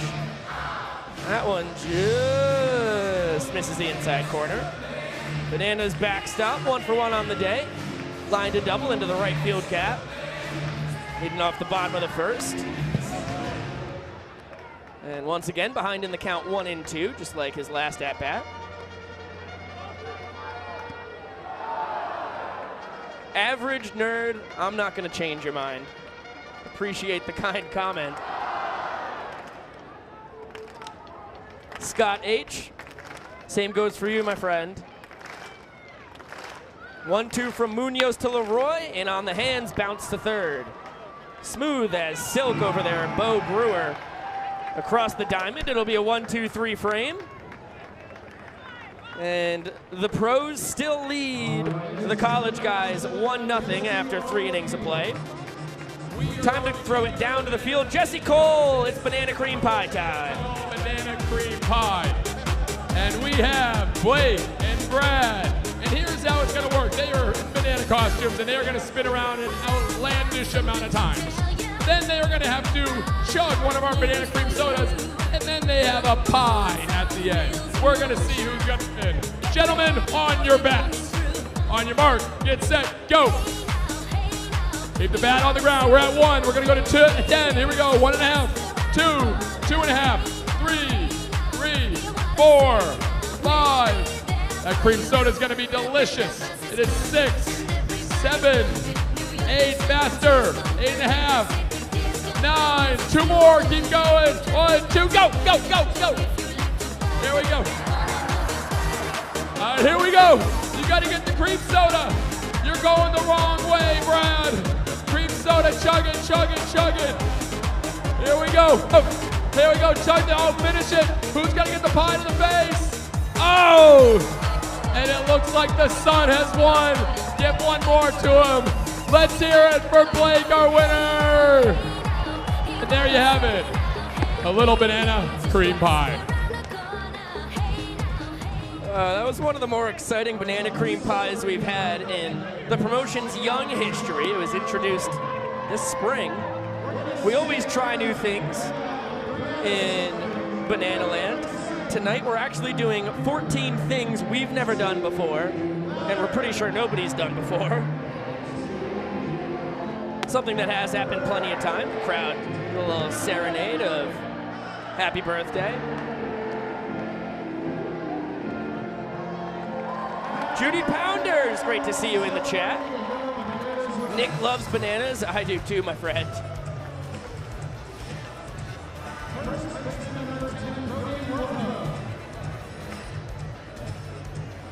Now, in the Bananas Insiders exclusive chat, Christy Welch Griffin, who is at the game, so not watching the stream, but I appreciate contributing with a question, wondering when the rest of the guys, Klarno, Cheryl, Malinowski, Bloomer, etc., are expected to return. She said it's great seeing Ty tonight.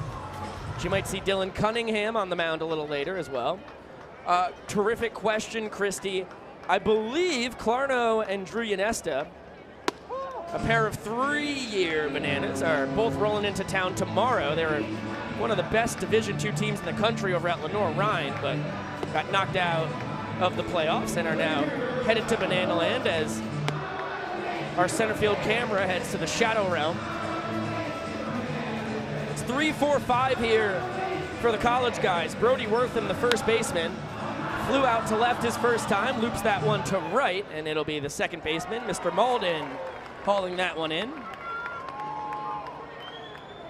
5 straight retired for Kyle, finding a groove on the bump.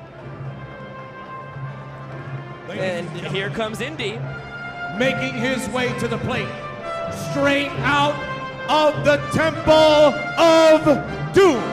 He is the Raider of the Lost Ark and the Last Crusader. Whipping his way into the box, it's Indy Stanley!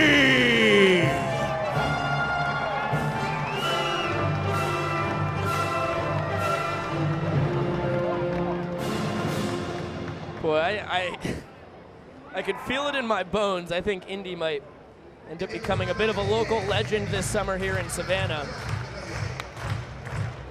Swinging at a pitch above the belt. And narrowly get back into the box. DH for the college guys. Popped out in foul territory to the third baseman for the pros. And shoots that one through the right side. Barreling towards first.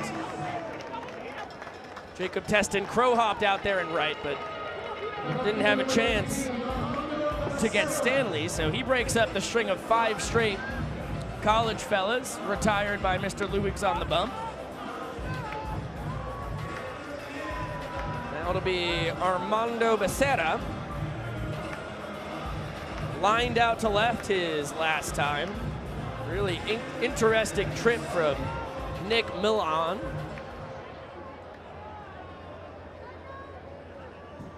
Indy takes off for second. Kyle able to get off the bump. We've got a pickle. Cox over to Oberst. Oberst to Malden. Malden to Luigs. And he is able to tag out Mr. Indy. No, that would be Ryan Cox who had filled in, not Kyle Luigs. And I'll tell you what, something that Tyler Gillum is not upset about. First off, this is an exhibition between the pros and the collegiate players. So go crazy trying to take some risks. But Tyler Gillum takes pride in the Bananas running the bases more aggressively and trying to swipe bags more often than anyone else in the CPL. That one tapped to Cox at short, between the legs, over to first. Razzle dazzle from the king of Pennsylvania. A 7-pitch inning for Mr. Kyle Luigs. Ryan with the flare at the end, and we'll turn it back down to the field. Time for a little hey baby. Here's Jesse Cole. In Banana Land, it is time for 4,000 strong to do a little hey baby. Shark, let's get it going.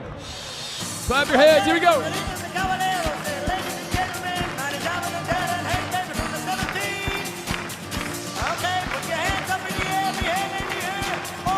Let's get those arms going. Here we go.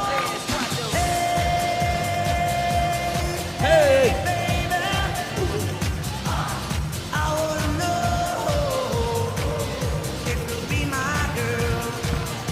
Let's keep it going. Let me hear you. Hey.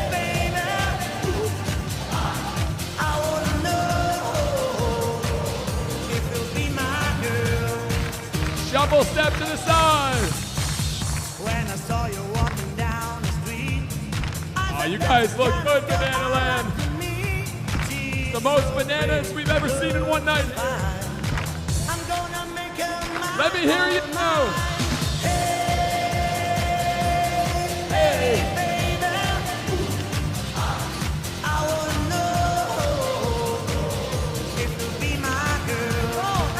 Last time, Banana Land.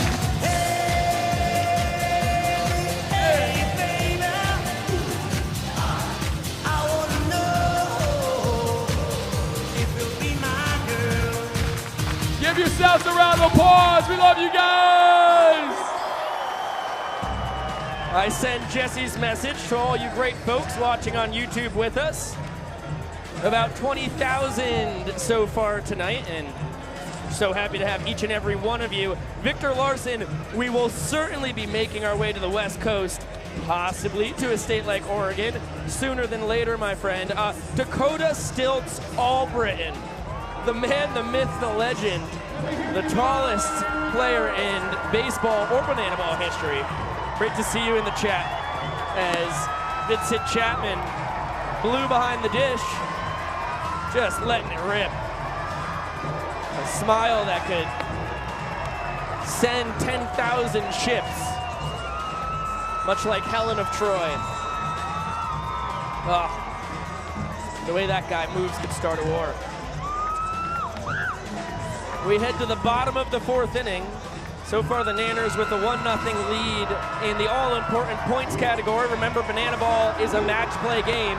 If you win an inning, you get a point. That's why the scoreboard has runs in white. Those will reset every inning, and points, the permanent number, shaded in yellow on the right side.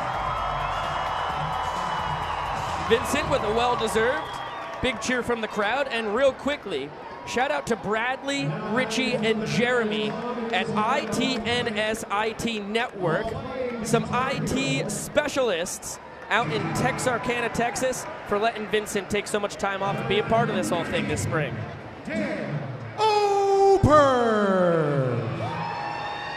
Dan Oberst playing a little Guitar Hero coming up to the dish. Clips of Dover on hard, and he's killing it. Oh my goodness, look at that man slay. Dan is a man of many talents. Oh, gosh. Oh, take a bow. Everyone thought Dalton Malden was the rock star in our midst. Don't forget about the Bananas first baseman, 3-year Banana, who has been playing a lot of Guitar Hero with Kyle Lewig, Zach Frangelo, and Kara Heater over at the Heater condo out on the island. I've been lucky enough to be a part of said excursions, and Dan kind of almost hoodwinked the Guitar Hero crew. They were stuck on that very song, Cliffs of Dover Forever. Turns out that Dan, who had been sitting and watching for so long, was as good a Guitar Hero player as anybody they had in the building. Came in and saved the day, helping out the video game touring crew, Peter, Frangelo, Luigs, and Oberst. Always having fun in Banana Land. You know who's not having fun? Our center field camera, going back and forth from the Shadow Realm to here on planet Earth. You get 4,000 folks, about half of them with banana costumes in the stadium, and seems like they're messing with the airwaves.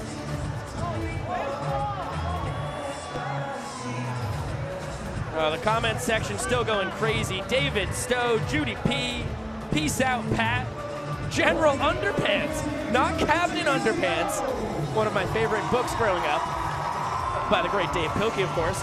General Underpants, Angela Lamont, Scruff Zona, Nicholas A, BSN's Obscure Games, absolutely killing it. Here's our first steal of first base of the night. I was about to say, here is the first walk/sprint of the evening, which wouldn't have even been true. Dalton Malden walked off the second inning with a walk sprint. A controversial one at that. But the Nanners will get their first baseman on. Dan had reached on an E6 his first time. That's an SF1 for everybody keeping a scorebook at home. A steal of first base. Now Trey Vanderpool, the center fielder, walking up to a little Bob Marley. Bounced out to short his first trip to the dish. That one misses outside. New man on the mound is Tyler Brott out of Enrico, Virginia. Dan takes off towards second. That one, a charge into it towards right, making a full extension diving catch is Brian Meyer. Oh my goodness gracious. Ty Jackson, actually the man who made the catch. They moved Ty from center to right. Brian Meyer, who knows where he is now. Oh my goodness gracious. Ty Jackson goes full extension and makes a circus catch. Slap a cape on him, Superman out and right. Saved what almost definitely would have been a walk-off. That one hit hard to first. To second one, on to first, not in time. Brott was covering and wasn't able to beat Ryan Cox, the Nanners shortstop, to the bag, who had flown out to left his first time.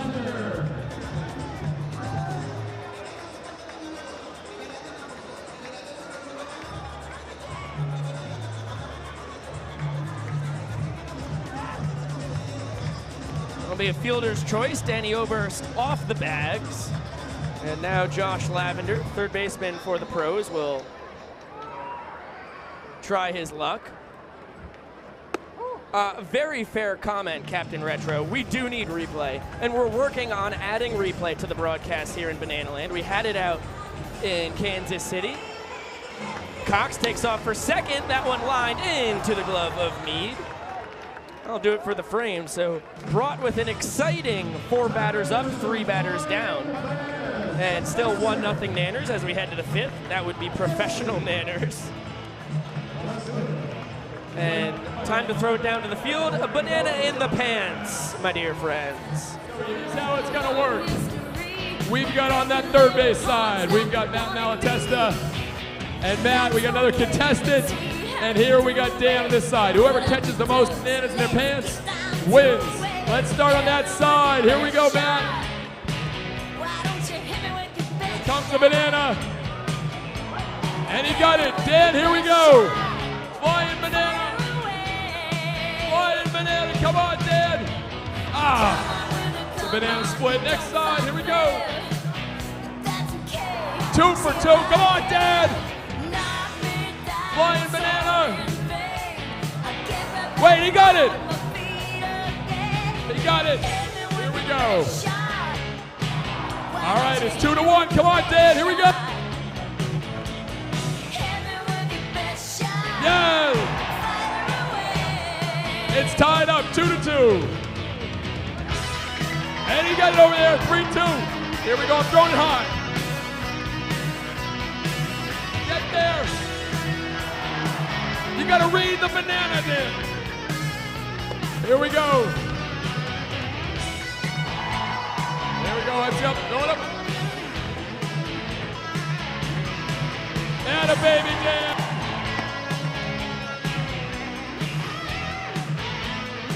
All right, they got it. But here's the golden banana. I'm gonna throw it very high. Here we go. Come on, Dan. There we go. And third base side wins. We came in second, and that ain't too bad. Little banana in the pants.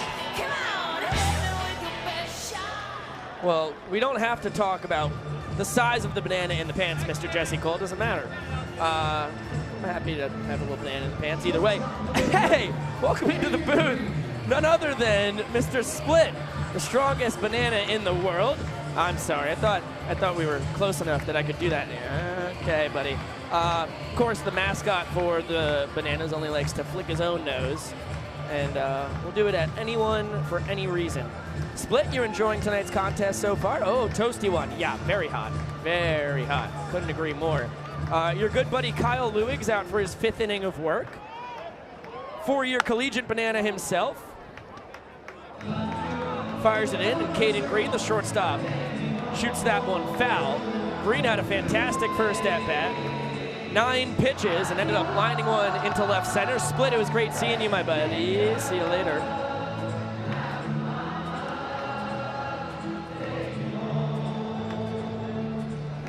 Couldn't have said it any better myself.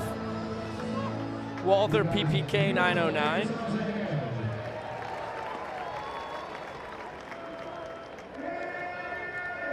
Oh, 1 pitch coming to Tyler Gillum's shortstop. It's going to be 6, 7, 8 in the college guys' order here. As that one all the way back to the backstop. Green off to first, and Leroy will throw it, but not in time. Leadoff man on for the young guns. Second time in 5 innings on the mound for Kyle that someone's got on before he's gotten an out. Second steal of first of the ball game. Dan Oberst did the exact same thing. Bottom half of the 4th. Now it'll be Brian Meyer, who started the game in right. Where he is now, Lord only knows, because Ty Jackson was clearly in right field, making that incredible catch half inning ago. Sheldon Green cheering on Caden.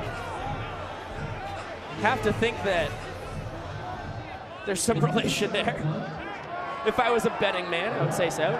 Oh my goodness gracious, and we have an ejection. Just like that, Brian Meyer sent out of this ball game. No.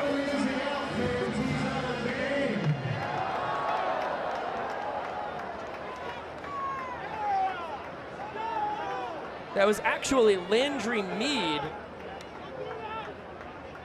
Did the college guys switch the lineup up? I'm absolutely bamboozled here.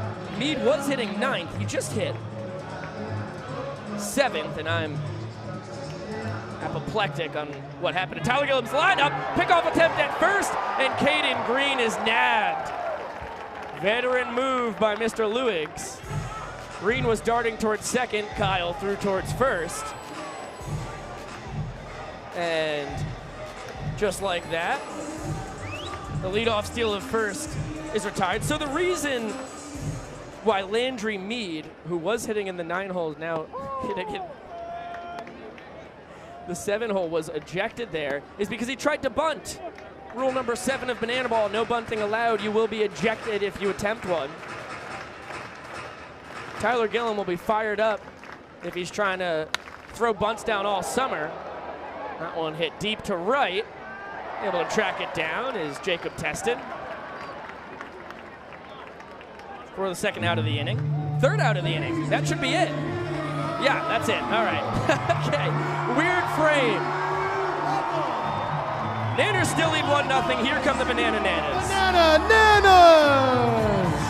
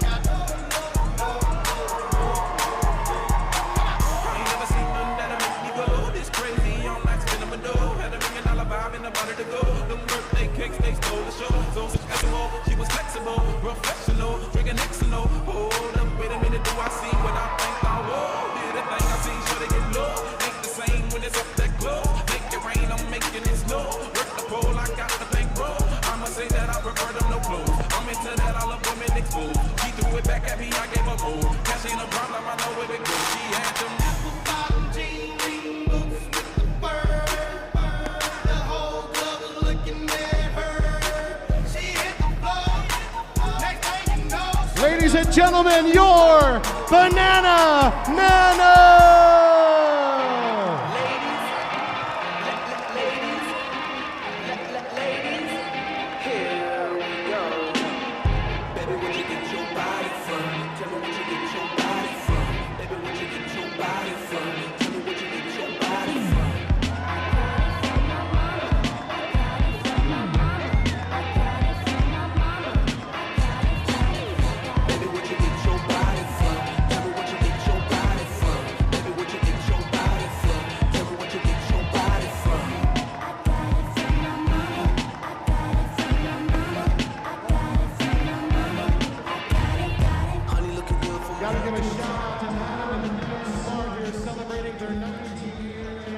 Okay, as we head to the bottom of the 5th, the professionals leading the college guys 1-0 in a tight affair. These are noise canceling. I welcome in the noise canceller himself, Mr. Ty Jackson from right field. Ty, how you doing, Big Tiger? Yeah. Okay, so I just lost you there for a second, but I heard you say that you got a hit off of Kyle, so you're pretty fired up. Yeah, that was a great start to the summer, huh? Oh yeah, first at bat, for a little hit. Good. That's what it's all about. So, by the way, when did you move to right field? Because I learned that you were in right field when you made that incredible catch last inning. Last inning, I moved to right field. Yeah, you got me there. You got me there, buddy. It's going to be 6, 7, 8 for the pros. Nick Millen, the left fielder, struck out his first time. Now, Ty, how good does it feel to be back in Grayson Stadium with a sold-out crowd as that one's bounced up the middle? It's going to be a base hit. It feels, you know, I'm used to like 4 or 5 people there every game. I was a little nervous at first, but You're telling me you were a little nervous at first coming back to Banana Land? Not really. Oh my goodness, I don't know what just happened, but that was like the loudest thing I've ever heard in my ear. Coming from your bike. Oh man. So now it will be Jacob Teston, a triple to right his first time. Scored the run that gave the Bananas, the pros that is, the only point of this ball game. Good pitch. Yeah, the count quickly 0-2 here. New man on the mound for you guys is Nick Foray out of West Chapel, North Carolina, a Lander man.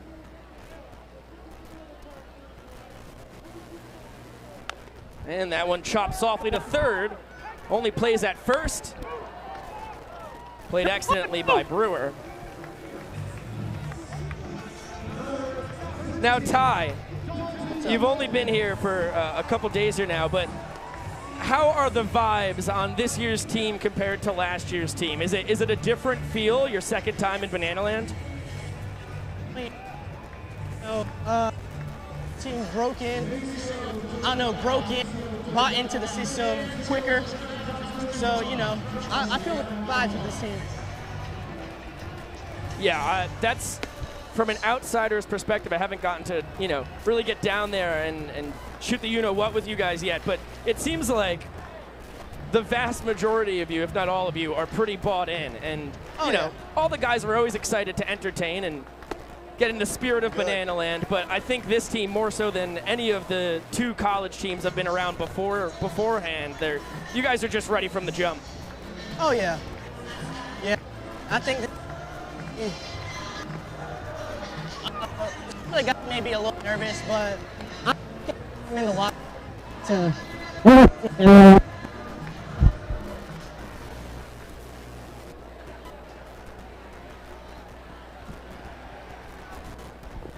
swing and a miss. Count even at 2-2 on Dalton Malden. Had a walk-off walk of the second inning. Pushed home Jacob Teston. Nick Milan leads off second, takes off for third, and Dalton sends that your way. Ty Jackson racing over towards the line, makes a nice running catch well on the mic, and fires it in towards second. I thought I was gonna have to. I mean, should have. You know. Yeah, if you did dive, I would have been worried for our technology, but obviously you making a play in the field comes first. We're good though. I think we're playing pretty good for our first time playing together and also in Banana Ball. Yeah, it's a game that, besides you and DC, none of the team has played. That one shot to third, knocked down, across the diamond for Brewer. I didn't knock it down. Just barely not in time. And I'm going to call that one an infield single. That ball was scorched off the bat of Brett Fick. Yeah, I agree. Happy you've got my back on that one.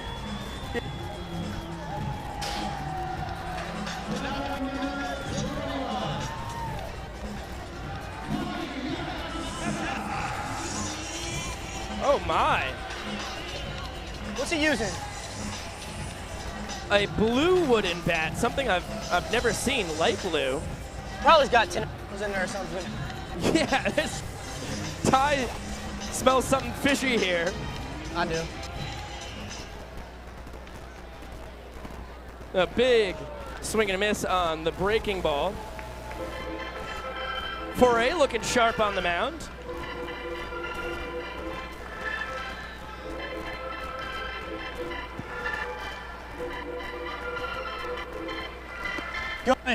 Ooh. Yeah, just like that, it's an 0-2 count.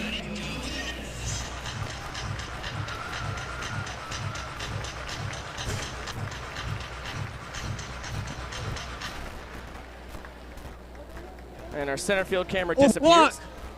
Good block, baby! Another heck of a stop behind the dish.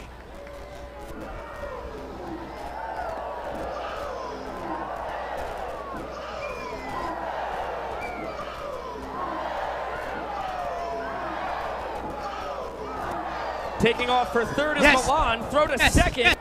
Now we've got a rundown. Milan heading for home. There's the tag out. And that will end the inning. Ty, it was an absolute blast having you mic'd up, buddy. We'll do it again. Thank you, Fred. Thank you, Vico. Thank you. So there goes Ty Jackson. Coming in and out a little bit out there in right.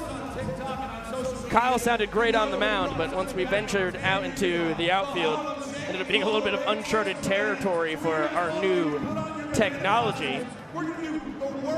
And now, turn it down to the young professor, because we're going to do the world's largest Harlem Shake, and we are also going to break the world record for the most people in one place wearing banana costumes. Everybody needs to get real nuts. Get crazy. All right, come on. All right, third base looking good. All right, let's go down this section. We've got Sean Munoz on top of the CPL League dugout. Let's see how this side of the grandstands does the Harlem Shake. I want y'all to get nuts. Get crazy, there we go. All right. All right, that's looking good, but you know what? We've got an absolute professional down here by the bleachers. We've got the dancing first base coach, Maceo, show him how it's done, man.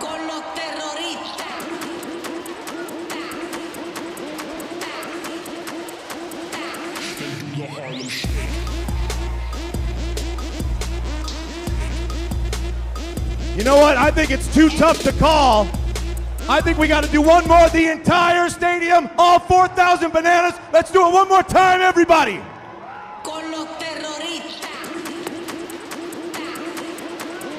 Y'all better get absolutely bananas.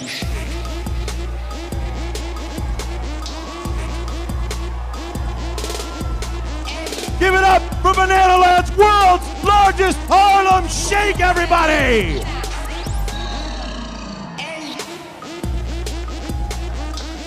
Fans, you guys are rock stars. Let's everybody keep your costume on for one inning. We're gonna go around and get a count, but we feel like we're gonna break a record today. Let me hear you, Bananas fans. So keep it going, one more inning celebrating. We're gonna break a record. So, as you saw with that ripe fact, Michael Basista, our graphics man, always on time. The world record for the most bananas, well, should we say that? For the most people dressed in banana costumes is 625. It was set by Data Life, a Swedish DJ back in 2015. And we have handed out 2,000 banana costumes here to our 4,000 fans. So we're not only going to break the record, we're not just going to double it, we're not just going to triple it. No, that's actually exactly what we're going to do. We're going to more than triple the record. So we had the farthest tossed banana of all time is, look at that, Jansen Neff. Warming up the new man on the mound for the pros, which will be Ryan Smith.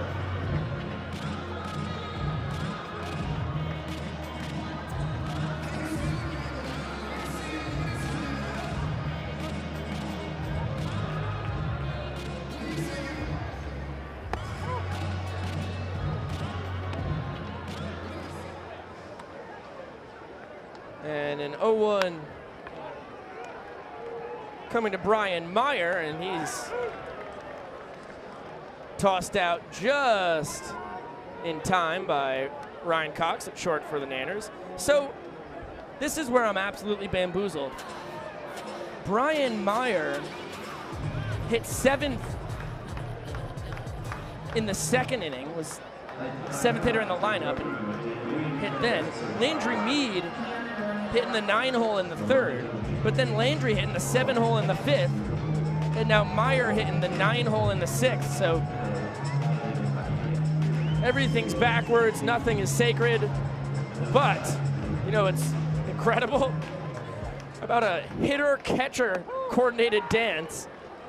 Ty Jackson at the top of the lineup started the night in center. He's been patrolling right for the last 2 frames. Takes that bender just a smidge outside, count even at 1-1 on the second-year collegiate banana. 1 for 2 on the day, infield single and a pop out, and nubs that one to second into the glove of Dalton Malden.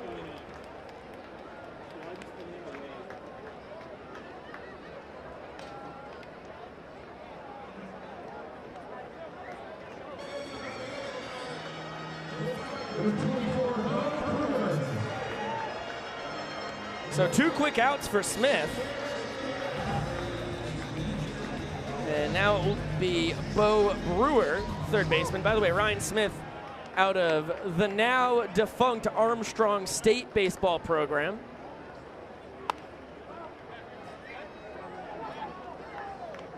Last year they had baseball, was back in 2016. Barry Aldridge was on that team.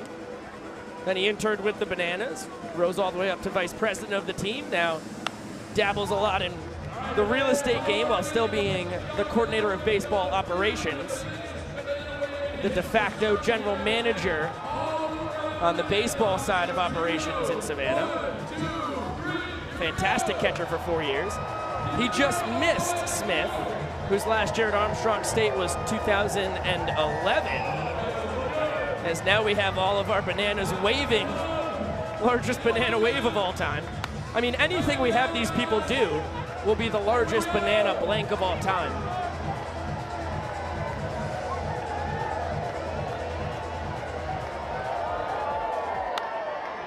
That one fouled off, could be caught by a fan.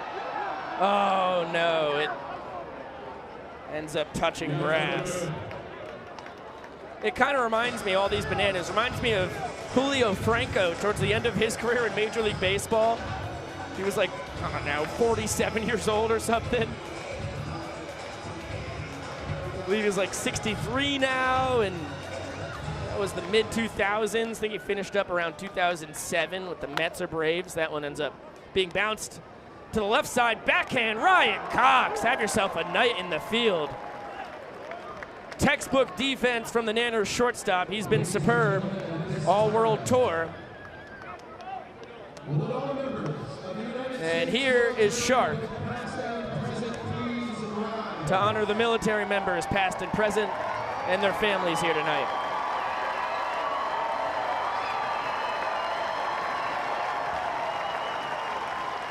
Fans, please join the Bananas in honoring the men and women that serve this great nation as we salute our hometown heroes of the night. The Savannah Bananas, thank you for your service and commitment to our great country and for protecting our freedom. And please stay standing.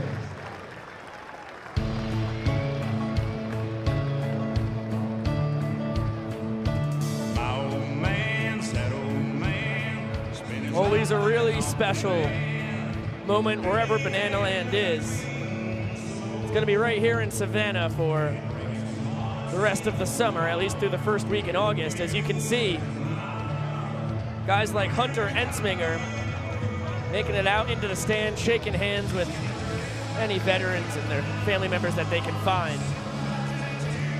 And real quick, a shout out not only to the great Brian Phelps, but his beautiful wife, Becky Phelps, legendary Bananas insider. And as I was saying, finish up my random tangent on Julio Franco, he kept being basically the oldest player to do anything. He stole a base, he was the oldest guy to do that. He did an RBI double, he was the oldest guy to do that. He hit an over-the-shoulder catch, yada yada, you get my point. It's what it feels like with all of these Bananas suited up. I mean, literally any act that they do will be the largest group of folks dressed in Bananas doing said act. Looks like Sean Munoz has found himself a nice spot. Lambeau leaped himself right up on the wall behind home plate, chatting with some fans. And this is what I mean when I'm talking with Ty Jackson an inning ago, when I say that this team feels like the most bought-in team right off the bat. I mean, I've been here for a day. I literally drove from New York City yesterday, and this is, you know, I haven't seen these guys for more than 24 hours yet, but they are all so gung-ho to have some fun and to make some people's nights and to make some memories that will last lifetimes. That's what it's all about. It's really just what we're trying to do here. Spread joy, spread the great game of baseball, and have fun doing it, as Vincent Chapman has more fun than any umpire you've seen in your entire life. Get those hands together. The catcher, numero uno, Bill Leroy.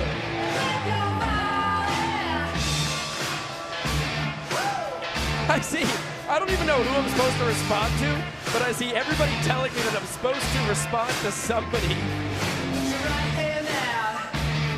Clayton Harris. Okay, I've now scrolled up and I see that Clayton and dexterity. Your efforts will go rewarded. And all of your fellow commenters, their pains will be alleviated now. Bill absolutely gassed up from some heat out of the hand of Leighton Finley, Richmond Hill native, who is the only rising freshman on the Bananas roster this summer. Heading to UGA come next fall.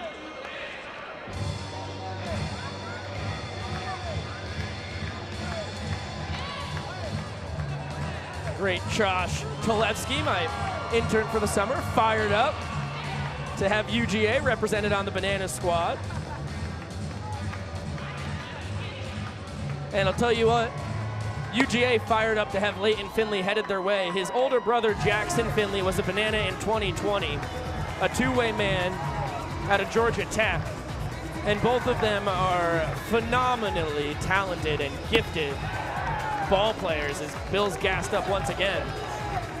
But as I've gotten from everybody who's watched the two of them play at Richmond Hill High School, Leighton Finley has some juice that even the titan of a man, Jackson Finley, has not been able to find. And Bill tips his cap to our man on the mound.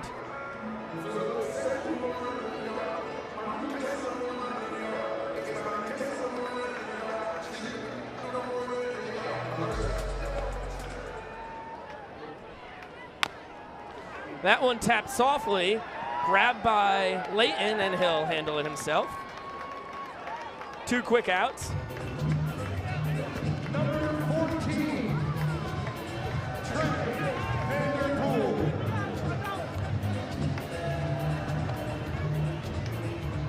So Dan fares slightly better than his good buddy Bill before him. Just lumber on the ball. Just about as soft as Danny Oberst ever hits the ball, though.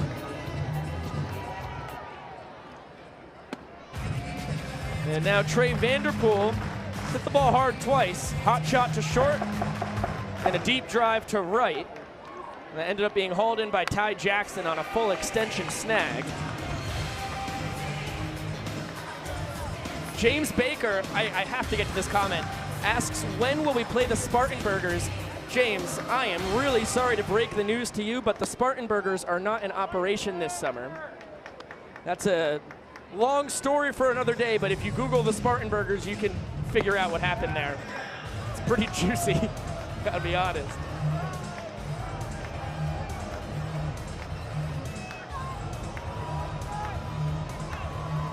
Three-run offering coming here to Vanderpool. Scolds it to left and finally rewarded for some hard contact. Big turn. He's going to slam the brakes and retreat back to first. 1 out single for the pros. Less than 25 minutes left to play. Professionals lead in the all-important points category, 1-0. Trey learns from his good pal Adam Morrow over at first base that when you get a hit, you get to clap for as many bases as you snagged. Storied Bananas celebratory tradition. That's a chopper into right from Ryan Cox. Shortstop for the Bananas, now 1 for 3 as Vanderpool goes first to third with a head first dive. Well, Baltimore chop there from Coxie. Nanners have the inning-winning run 90 feet away. Josh Lavender has been in this scenario before, came up with 2 on and 2 out. The inning-winning run 90 feet away in the first. And Gage Voorhees was able to strike him out swinging. Lavy lined out to second base, his next trip to the dish with a man on first and 2 out. Once again, 2 men gone. Once again, 2 men on. And with some hot, steamy cheese at the top of the zone.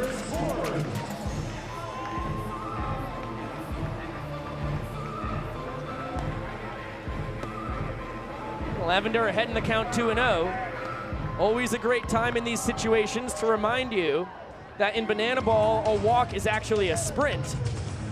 So if 4 balls are fired to Lavi, the Bananas will walk off the inning. All 7 fielders behind the pitcher and catcher have to touch the ball before it's live. And now Layton is one bad one away from that possibility becoming reality. Vanderpool leads off third, Cox off first. 3-0 pitch coming. And Lavi lets it loose.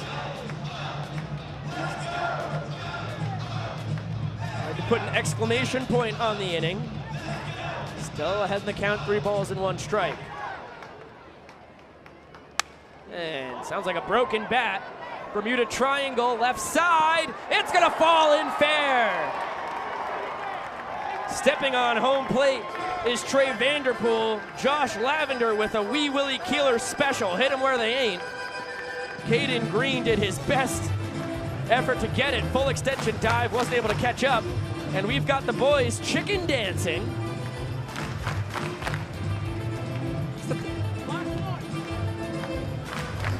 Home plate, a family favorite. Celebrating their 2nd win in 6 innings of play.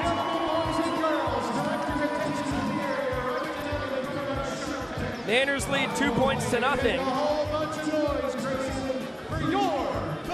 And here's the Bananas pep band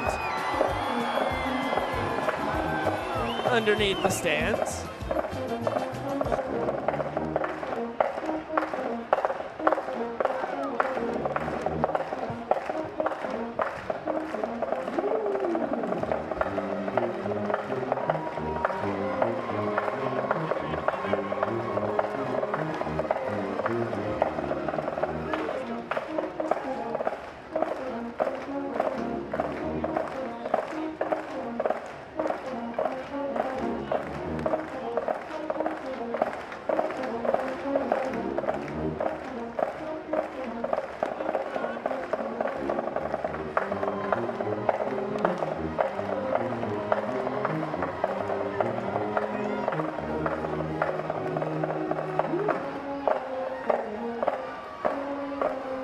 So as the Banana Band blares away, Ryan Smith getting loose on the bump for his 2nd inning of play. Tuba getting up close and personal with the folks in the grandstands. And feeling the groove too, huh?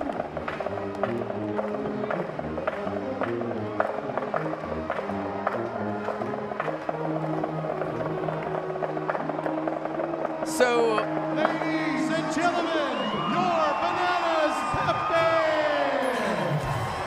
The pep band done playing. And we'll get back to the action. Less than 20 minutes to go here tonight. Remember, in Banana Ball, we never start an inning when there is 10 or less minutes to play. So we'll have to be relatively quick here to get a 9th inning of play in. Check that, an 8th inning of play, where that math was for me. Once again, our center field camera absolutely disappears on us, but it's basically the most important camera we have, so we'll give it another try. Success. That's what we're talking about. As I mentioned, Smith back out on the bump. And that one, a hot shot into left. Be a line drive single.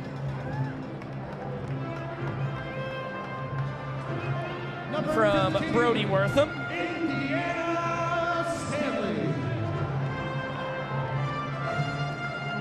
First baseman, now 1 for 3 on the day. And here is Indy Stanley. Lets the hair loose. DH ready to rock and roll. Indy 1 for 2 on the day.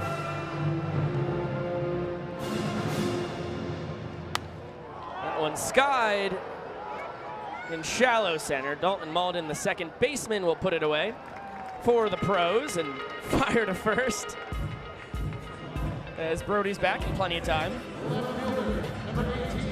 of course, and I don't expect people to assume this, but it's a little Easter egg that we always do. The college guys wearing the green and yellow jerseys because they are unripe bananas. It's just their first time ever donning a Bananas uniform and performing in historic Grayson Stadium. And they may wear them in 2 days on the true league season opening day for the CPL. That one hit to right, but with a beat on it and putting it away is the walking barrel party himself, Jacob Teston. Now 2 down, Wortham still at first. It'll be Caden Green, the shortstop. Really exciting day for Green. 1 for 1, a single, a steal of first base, and has been excellent defensively all over the place. Tyler Gillum and all of us in Banana Land love to see a dirty uniform. Not just infield dirt there, it looks like some mud out from left caked into his jersey and pants. Clayton Harris, good question. My favorite thing to eat that has bananas in it is banana pudding. Big time. Banana cream pie is delicious too. But I'm a banana pudding guy myself. I like straight up bananas as well. It's all good for me. No one gets away. Bill with a jump throw into, oh, Dalton Malden able to make a snag. Nowhere close to the bag. And Wortham will take second on the wild pitch. The college Bananas have not put a run across today. They have not had a man on third base for that matter. Wortham is the 3rd unripe Banana to reach second base on the evening.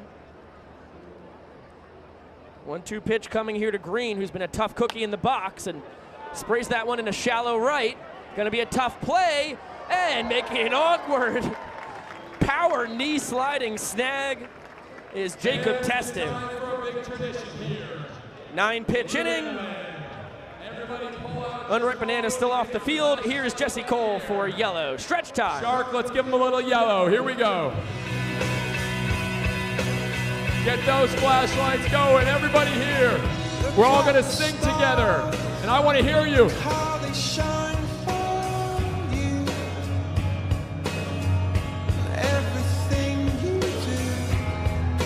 Now let me hear you all sing yellow. Yeah, they were all yellow. Keep it going.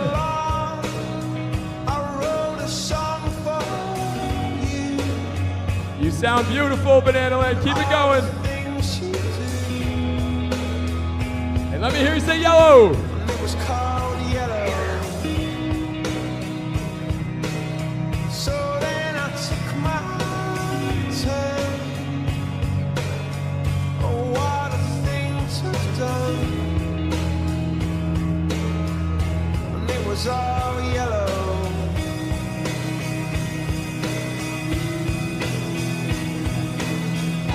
Your skin, oh yeah, your skin and bones turn into something beautiful.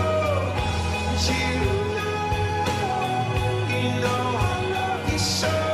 We love you so much, Savannah. We love you guys. You know I love you so.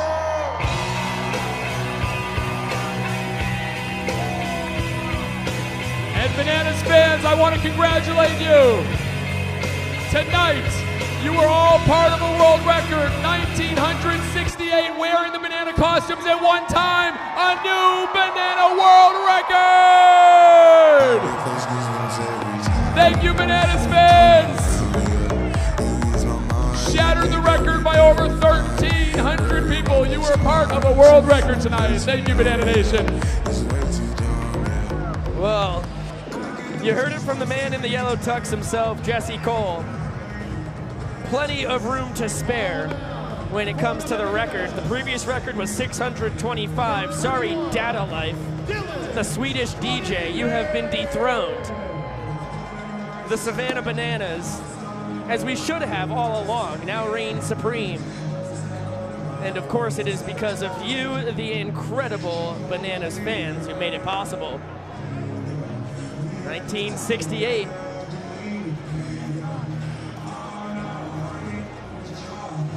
able to make this thing happen. As Nick Millen up close and personal with our roaming camera. Dylan Cunningham, already a folk hero of Banana Land.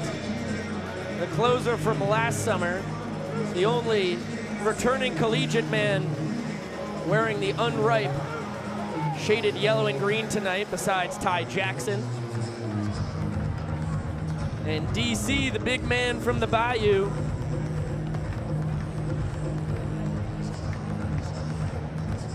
Just a character among characters. You've got to be a pretty interesting, unique, outspoken, and energetic guy to stand out in Banana Land, and that's exactly what Dylan did last summer.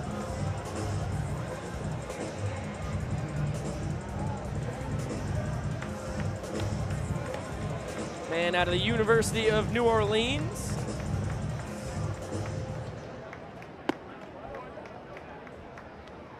Started his college career at Coastal Alabama Community College. Spent 2 years at the University of Alabama at Birmingham. After that, he spent his final year of eligibility at New Orleans this past spring. There goes our center field camera, poor timing. It's gonna be Millen, Teston, and Malden.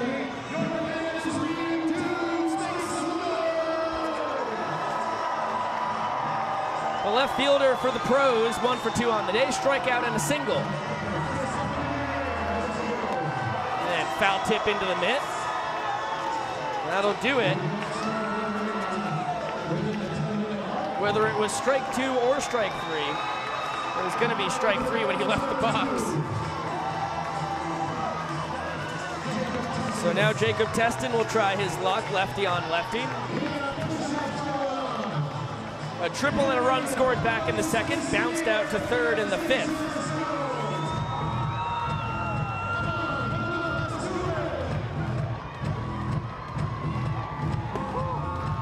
Front door breaking ball in there for strike 1. DC out of Albany, Louisiana. Teston out of Rincon, Georgia. And quickly no balls and 2 strikes.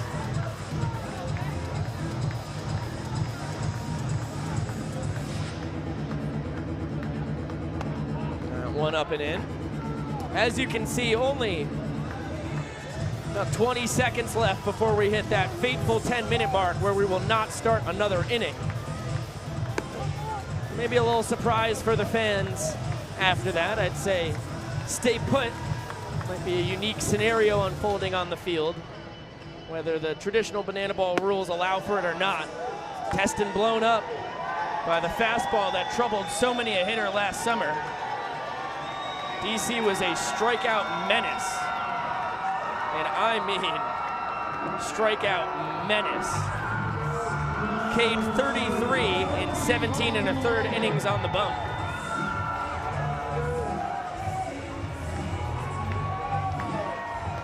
Was striking out 17.1 batters per 9 innings pitched. I mean, what more could you want? Also pitched to the tune of a 2.69 ERA. And had an outing where he got no outs and gave up 3 runs. So if you move out the outlier, his ERA was under 1.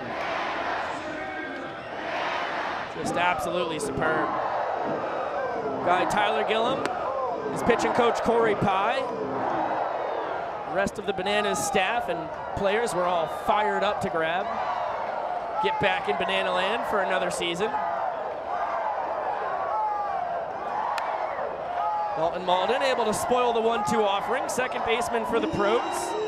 Flew out to right and also had an RBI second inning walk-off walk.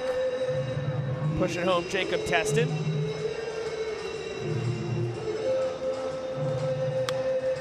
One up the middle, it's gonna be a base knock. Songbird of our generation. And out of Trevecca Nazarene University up in Nashville. The 2-out base knock. And now Brett Fick, the DH, will get one more chance at it. 1 for 2 on the day, single and a pop out to second. Our local Michael Jackson, first at bat, came up dancing and dressed like Mike. And time will be called. DC's going to get a new baseball.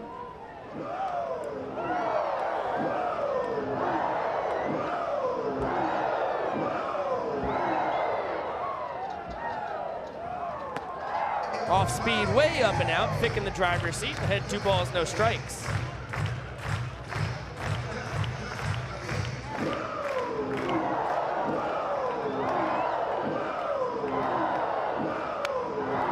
Fouled straight back. Just realized I got a text from the legendary Eduardo Malinowski watching the stream back home. He'll be returning for his 2nd summer in Banana Land. Another guy the Bananas are fired up to bring back.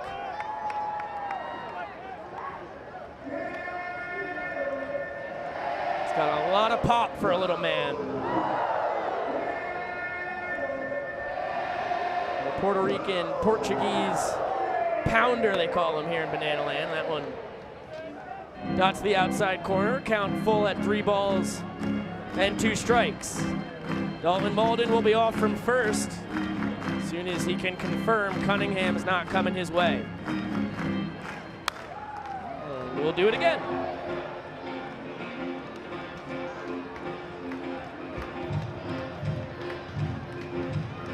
Yeah, James, happy that you were able to do some research on the Spartanburger story. Looks like it's just a 1-year exit from the league and they'll be back in action next summer.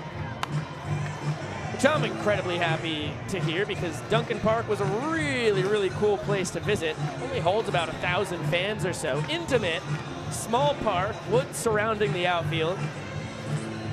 But it's a special spot and a historic stadium. Should be collegiate summer baseball there. Third 3-2, let's make it 4 in a row.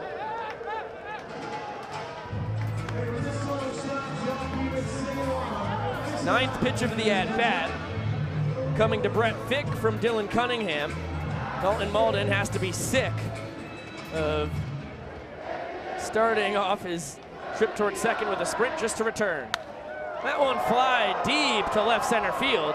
Could be trouble, but will not be the case. Under it to make the snag is Brian Meyer. Here's Jesse. Tonight's win goes to the Pro Bananas. Let's hear it for them, 2-0. But fans, tonight on BananaFest, we've got a surprise for you. Only twice on the Banana Ball World Tour did we go to showdowns. But tonight, we are giving you the epic conclusion of BananaFest with 3 showdowns. The College Bananas versus the Pro Bananas. It is unbelievable, and it is time to start now to see who's gonna win the showdowns. So as I teased so elegantly, here's the surprise. It's showdown time. To BananaFest. So, here is how it works, ladies and gentlemen. You see there's one pitcher, Matt Malatesta. We have one fielder out there. They are going to be taking on one hitter. It is up to the hitter to put the ball into play and score if he can. It is up to the pitcher to strike out the batter. That is the name of the game. Those are the basics. Let's get to this showdown, ladies and gentlemen. Batting first for the College Bananas. Give it up, ladies and gentlemen, for Brody Wurtha. The young professor explained it just about as good as you possibly can. It's baseball at its simplest for all the marbles. One man on the mound, one man behind the plate, one man in the field. That guy has to keep his toes on the infield grass until a ball is put in play. Brody Wortham against Matt Malatesta. And Brody with a swing and a miss on Malatesta's patented splitter. That one tapped towards short. It's not gonna get Wortham all the way home. Diving stop, flip to second. And that will be that. Malatesta applies the tag to Brody. Matt's just about as tough a cookie as you'll ever find on the mound for such a situation.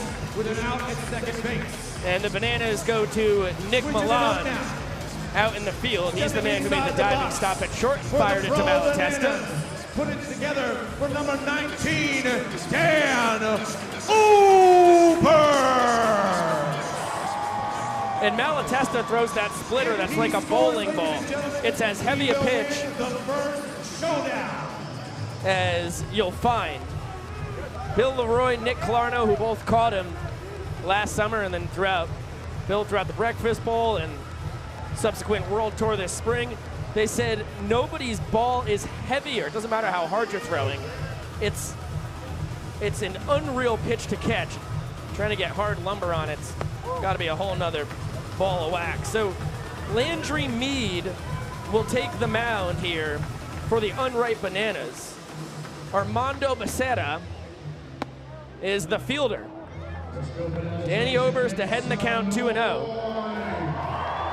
Check that, 1-1 count.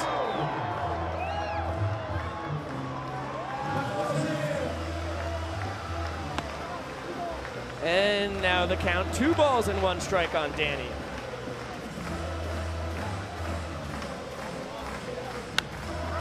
That one shot deep to left center field. It's going to be big time trouble. Dan racing around the bases. Becerra racing after the ball. He gets it and fires it in. Dan rounding third. Mead with the relay. It's going to be in time.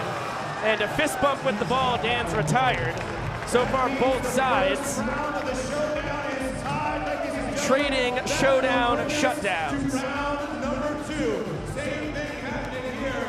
Back on the mound for the Pro Bananas is Matt Malatesta. So Malatesta back out there on the bump.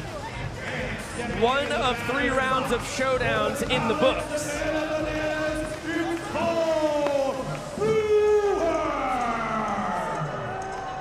It's going to be Bo Brewer trying his luck against the man out of USCB.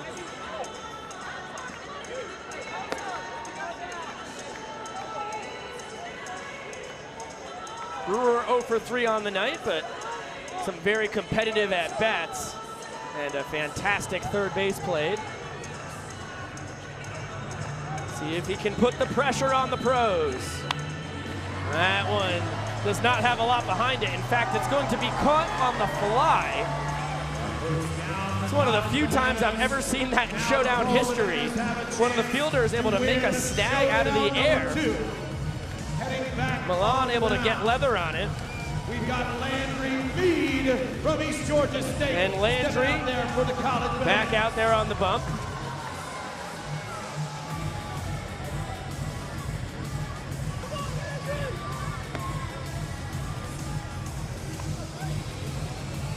This time it's going to be Trey Vanderpool swinging it for the pros. Vanderpool 1 for 3 on the night with a run scored. Ended up coming home on the RBI single from Josh Lavender in the 6th inning to earn the professionals their 2nd point of the evening. All right, ladies and gentlemen, get on your feet. But the most important stat of all, he's 3 for 3, 3 quality at-bats. Right now is Trey Vanderpool. Has not hit a ball softly yet. Make some noise. It's a real nice bender in there for Mead for strike 1. Come on, Banana Nation, you can do better than that. Let's go! And that one hit high, but not terribly deep to right center. Vanderpool can really burn. But the ball already snagged out there by Becerra. And now a throw home. And Landry Mead able to trade showdown shutdowns with Matt Malatesta. Showdown, no scores, ladies and gentlemen. Nobody able to touch home safely yet. Showdown, so get on your feet and make some noise, Banana Maniacs! Malatesta back out there for his 3rd showdown.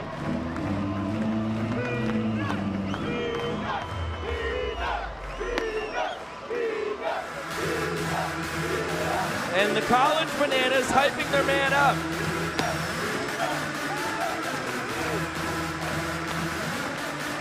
It's going to be Caden Green, their shortstop. Stepping in for the College Bananas, it's Caden Free! Up there swinging the big banana. Caden takes that one at the top of the zone for strike one. Green 1 for 2 on the day with a single and a steal at first. And cannot get Lumber on the breaking ball. Center field Cam continues to be temperamental, but it gets us back just in time. Malatesta with the nasty split. We don't need you anymore, center field Cam. You can go back down to the realm with Hades. As part of this third and final showdown. This is the final showdown of the night. This is high stakes. We can see a walk-off right here to end an epic record-setting night in Banana Land. So make some noise, Savannah!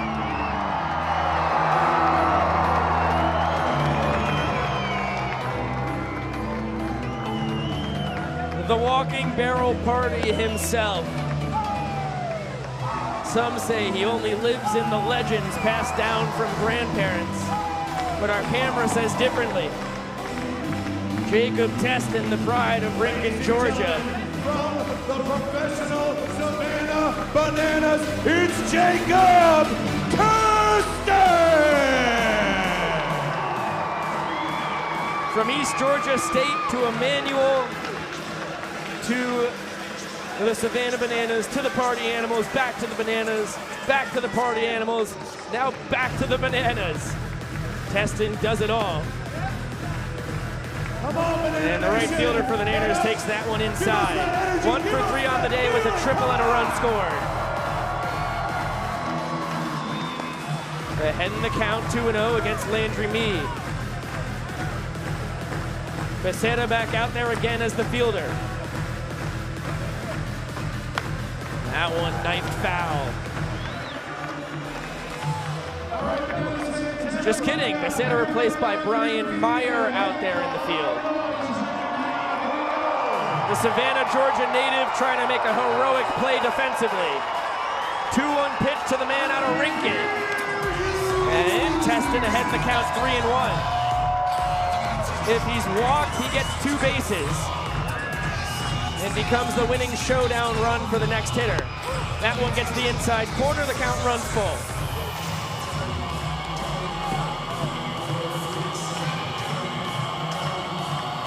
Payoff pitch from Meade. That one hit towards shallow right. Teston's got great wheels though. He's off to the races. Tell you what though, not a chance in the world for him to come home. Brian Meyer retrieves it, gets it over to Landry. BananaFest, but thank you so much for being a part of a record night. And here come the Bananas to greet you.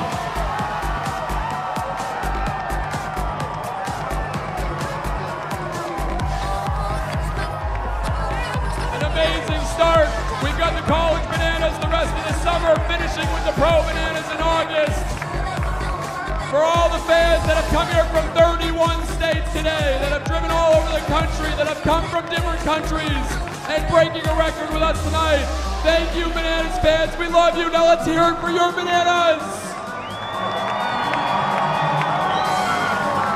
Now we'll be out in the plaza, celebrating with you and having some fun. We'll see you out in front of the stadium. Thank you, Banana Nation.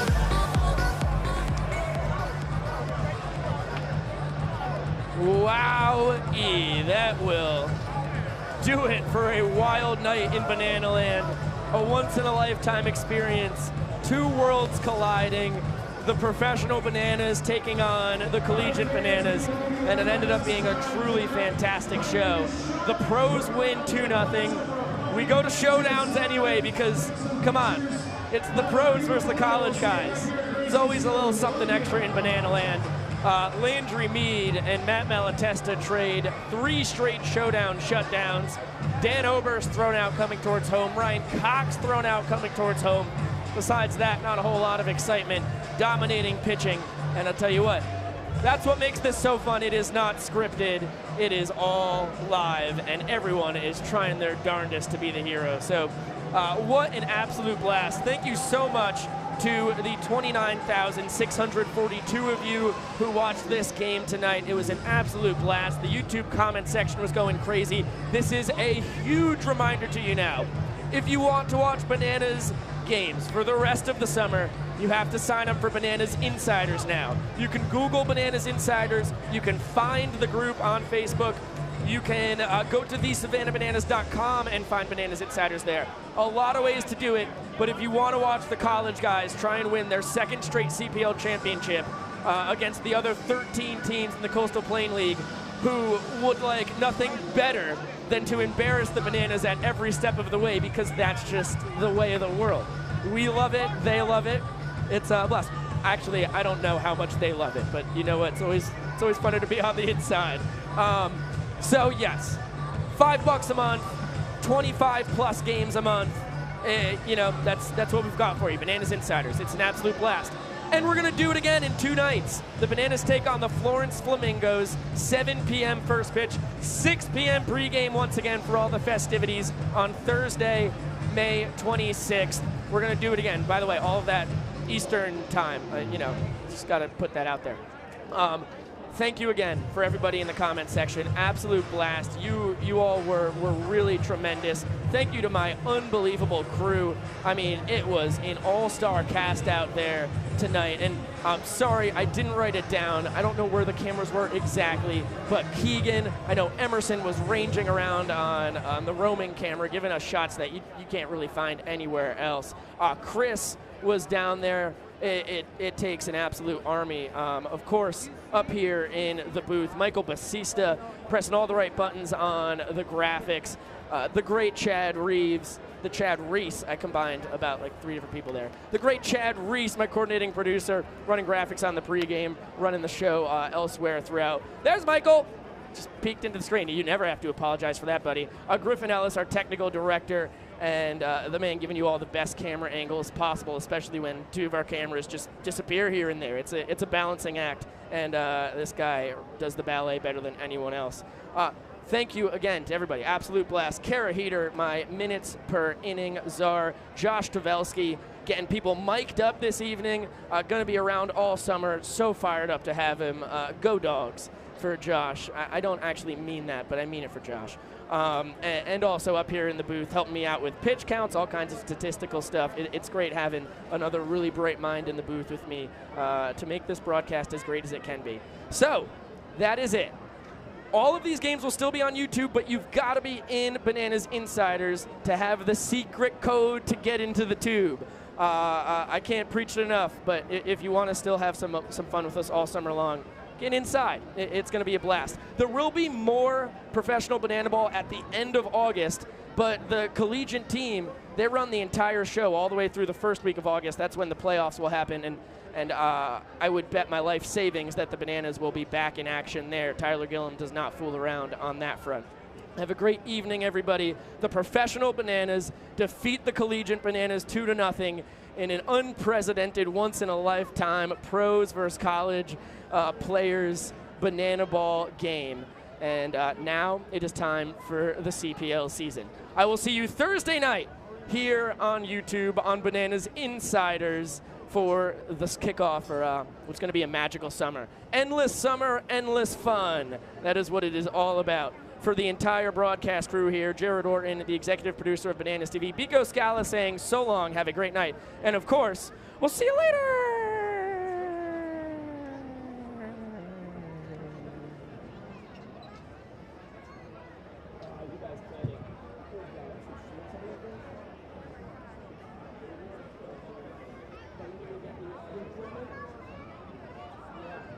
How did you enjoy the game? Yeah. Yes.